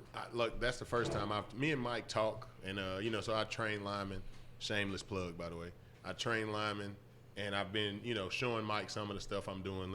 I kind of run it by him. He's the guy. He's here in it. I don't want to be sending him guys with stuff that I think, you know, that is good. I want to send him a guy. Know. Yeah, I want to know, hey, is this beneficial to what you're trying to do, or is this good? Is this bad? What do you think about this? And I run it by him. I'm lucky to have those relationships. Right. But the stuff that he said today was golden to me, because it's like, it's stuff that I think about. Like, you know, I want to teach technique. I want to teach flexibility. I want to teach all this stuff. And I want to know that even if my son's not damn, you know, 5-star recruit, that somebody's going to go find him based on his foundation. Yes. And that's kind of what I was trying to allude to when I asked him about flexibility, because you already know it gets lost in little league sports. Ain't nobody talking about, you know, you need to be able to do this with your hips. People barely even people are barely even stretching. I remember y'all talked about that on the podcast. Stretching. They're running through high knees, butt kicks, and then they're getting right into it. Like people. No, and then they get in and run plays. Yeah. Not a lick of individual drills. We get in, we got to run this 32 dive, because it looks so much different from what it looked last 3 weeks that we run it. Yeah. Coach, You know, I said that on our baseball podcast. Running somehow, some way, stretching. I don't know where that went, but it's not. It's absent. I don't see it. I mean, we go to the baseball field. That's crazy. Hey, let's get ready. Okay, let's throw, and let's start playing. And then all of a sudden, you're in a high intensity game, and you're really not warmed. And your body isn't ready for that level of competition. And I can only imagine football. And then you wonder why you got hurt. Yeah. You know what the parents will say? Those coaches don't know what the hell they doing. He got him hurt. Well, they did if they didn't stretch him, but you got to teach your kid to stretch himself up and get warm. In football, it's a little bit different, because if I don't teach little Johnny how to get the hell out the way or how to place his hands, more than likely he's not going to enjoy football. You're right. Yeah. You know, I do respect the fact that you train linemen, because I take pride in coaching my linemen. When I say I take pride in it, bro, I'm hands-on, take pride in it. You know, we talk about power step, we talk about hand placement, we talk about where to put your hips, we talk about foot placement, where do you put your hip on. Oh, look how fast his feet are. And that kid, I'm sorry, will be a terrible football player. Have you seen the linemen go through those ladder drills in those videos? Have you seen it? Yeah. Do you laugh like I do? Man, you know, we did those drills. Well, we did them on a high ladder. No. Yeah, the hurdles that I use, that's what he's talking about. Yeah, we didn't do them on the ground ladder. No. But what I'm saying is, like, when you watching all these videos of all these trainers and they showing them all. Matter of fact, I got a buddy of mine. He said I don't do the and one stuff. And that's where, you know, they taking 2 steps and then doing back step and looking back over their shoulder, and you know what I'm saying, dude. And when I say that he is like the defensive back defensive back to the stars. Shout out to Clay Mack, my main man, 50 grand pots and pans. I played against Clay Mack when he was at Kimball and I was at DeSoto, and he is now like the premier defensive back coach. Dude, everybody looks out for Clay Mack. When he comes to Houston, his trainings are always full because everybody wants to know what he's talking about. Well, out of his mouth, he said, "Man, I don't do the and one stuff. I don't, he sits to basic fundamental football, the way we grew up, and although the techniques have been called other things, your hip placement, your foot placement, that don't change much." See, I think I'm saying there's some good guys out there doing that training. I'm not mocking the training. There's good guys doing it. But I think people will run to that. But my problem with it is that you're doing it for a video and not for your substance. Yeah. You're doing that as marketing. So, dude, why don't you go ahead and say that's marketing? That's marketing. Don't pass it off and have dads who don't know no better got their kids at home doing that bullshit. I wonder why more people don't. And you heard Mike say it. Nobody wants the big fat kids. Like those kids, they're great in little league. It's not glamorous. They're great in little league. You need to trim that kid up. You need to. I'm not saying he has to be small. Mm-mm. You can be a big kid. That kid from North Shore is he's a huge kid. But when you see his jersey, it goes down, doesn't poke out. You know what I'm saying? You don't see him. He's not just a bad, out-of-shape kid. Damn. So you got to have – that is what people are looking for. Nobody's looking for you to be 5 foot tall and 5 foot wide. If you're going to be short, you got to be in shape, dude. Like, so playing with a good base. Yeah. How many teams have you actually seen in general that play with a good base? Every lineman that I've gotten when I first started training them, they go from a stance like this, and then they bring their feet together, and they start running them up and down. Is that not what drives me crazy? When because what's funny about football is I see the exact same thing in tackling. I see the exact same thing when my running backs are coming out of the backfield to go block on linebackers and corners. So I'm right now trying to fix their base. Yeah. But ain't nobody talk. But like there was a comment on Facebook where they were like they want to see these good coaches stay at a level and just coach more kids. And I'm just like, dude. I saw that today. But my question for you is this: okay, so what I do with the kids that I've been coaching since they was 5? Let them go to somebody who's not going to coach them. Thank you. And who am I now doing the disservice to? The people you started with. Exactly. So I haven't been a head coach. Man, we can keep talking. I'm just telling you right now. My bad, dog. No, you're good. I'm just telling you right now. You need to come to the Marlins. So look, I haven't been the head coach yet. And I don't care. IJS. I'm just saying.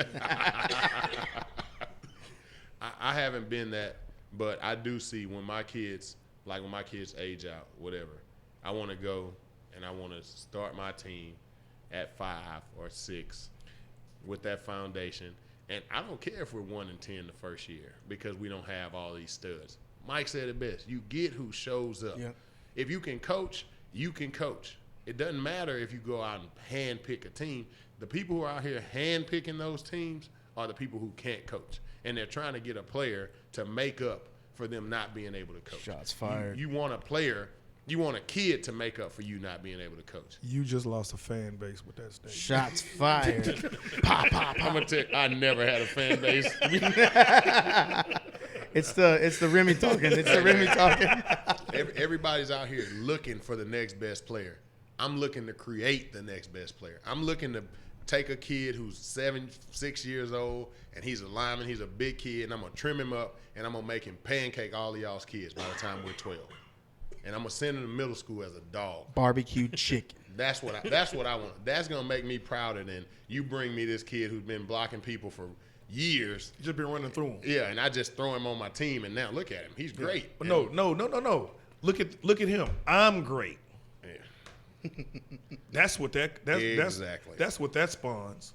Look, oh man, did you see what he did? I just got him yesterday. I'm a great coach. Shit. And that is the perfect way to end the show because That is exactly what 95% of y'all are doing. Y'all suck at coaching. 95. Y'all don't even try to 95. teach. 95. Maybe 93. Like you don't meet a lot of people who are all about X's and O's, all about small stuff, all about teaching the game. All about technique. They're all about finding who they can find. Man, I'm going to find this kid, and he's going to be fast. I'm going to find the fastest kid. I'm going to find the biggest kid. I'm going to find a kid right there at the weight. And I'm going to bring all these kids together, and then I'm going to say I coached them up. And what's always funny is I always get the question, is Billy Mitchell a really good coach, or is Dylan just that much better than everybody? And my answer for that is yes. Yes, 2 times. Hey, so we're going to, I know, running a little low on time, but Billy, I appreciate you coming out. Hey, man, it was a whenever pleasure. you want to come, I enjoyed it, dude. Whenever you want to come back out, you're more than welcome to come back. You're a TYFA legend, and Roy, it's always good to have you. It's good to have you on permanently now. Yeah, man. He's stepped up. I got a new job.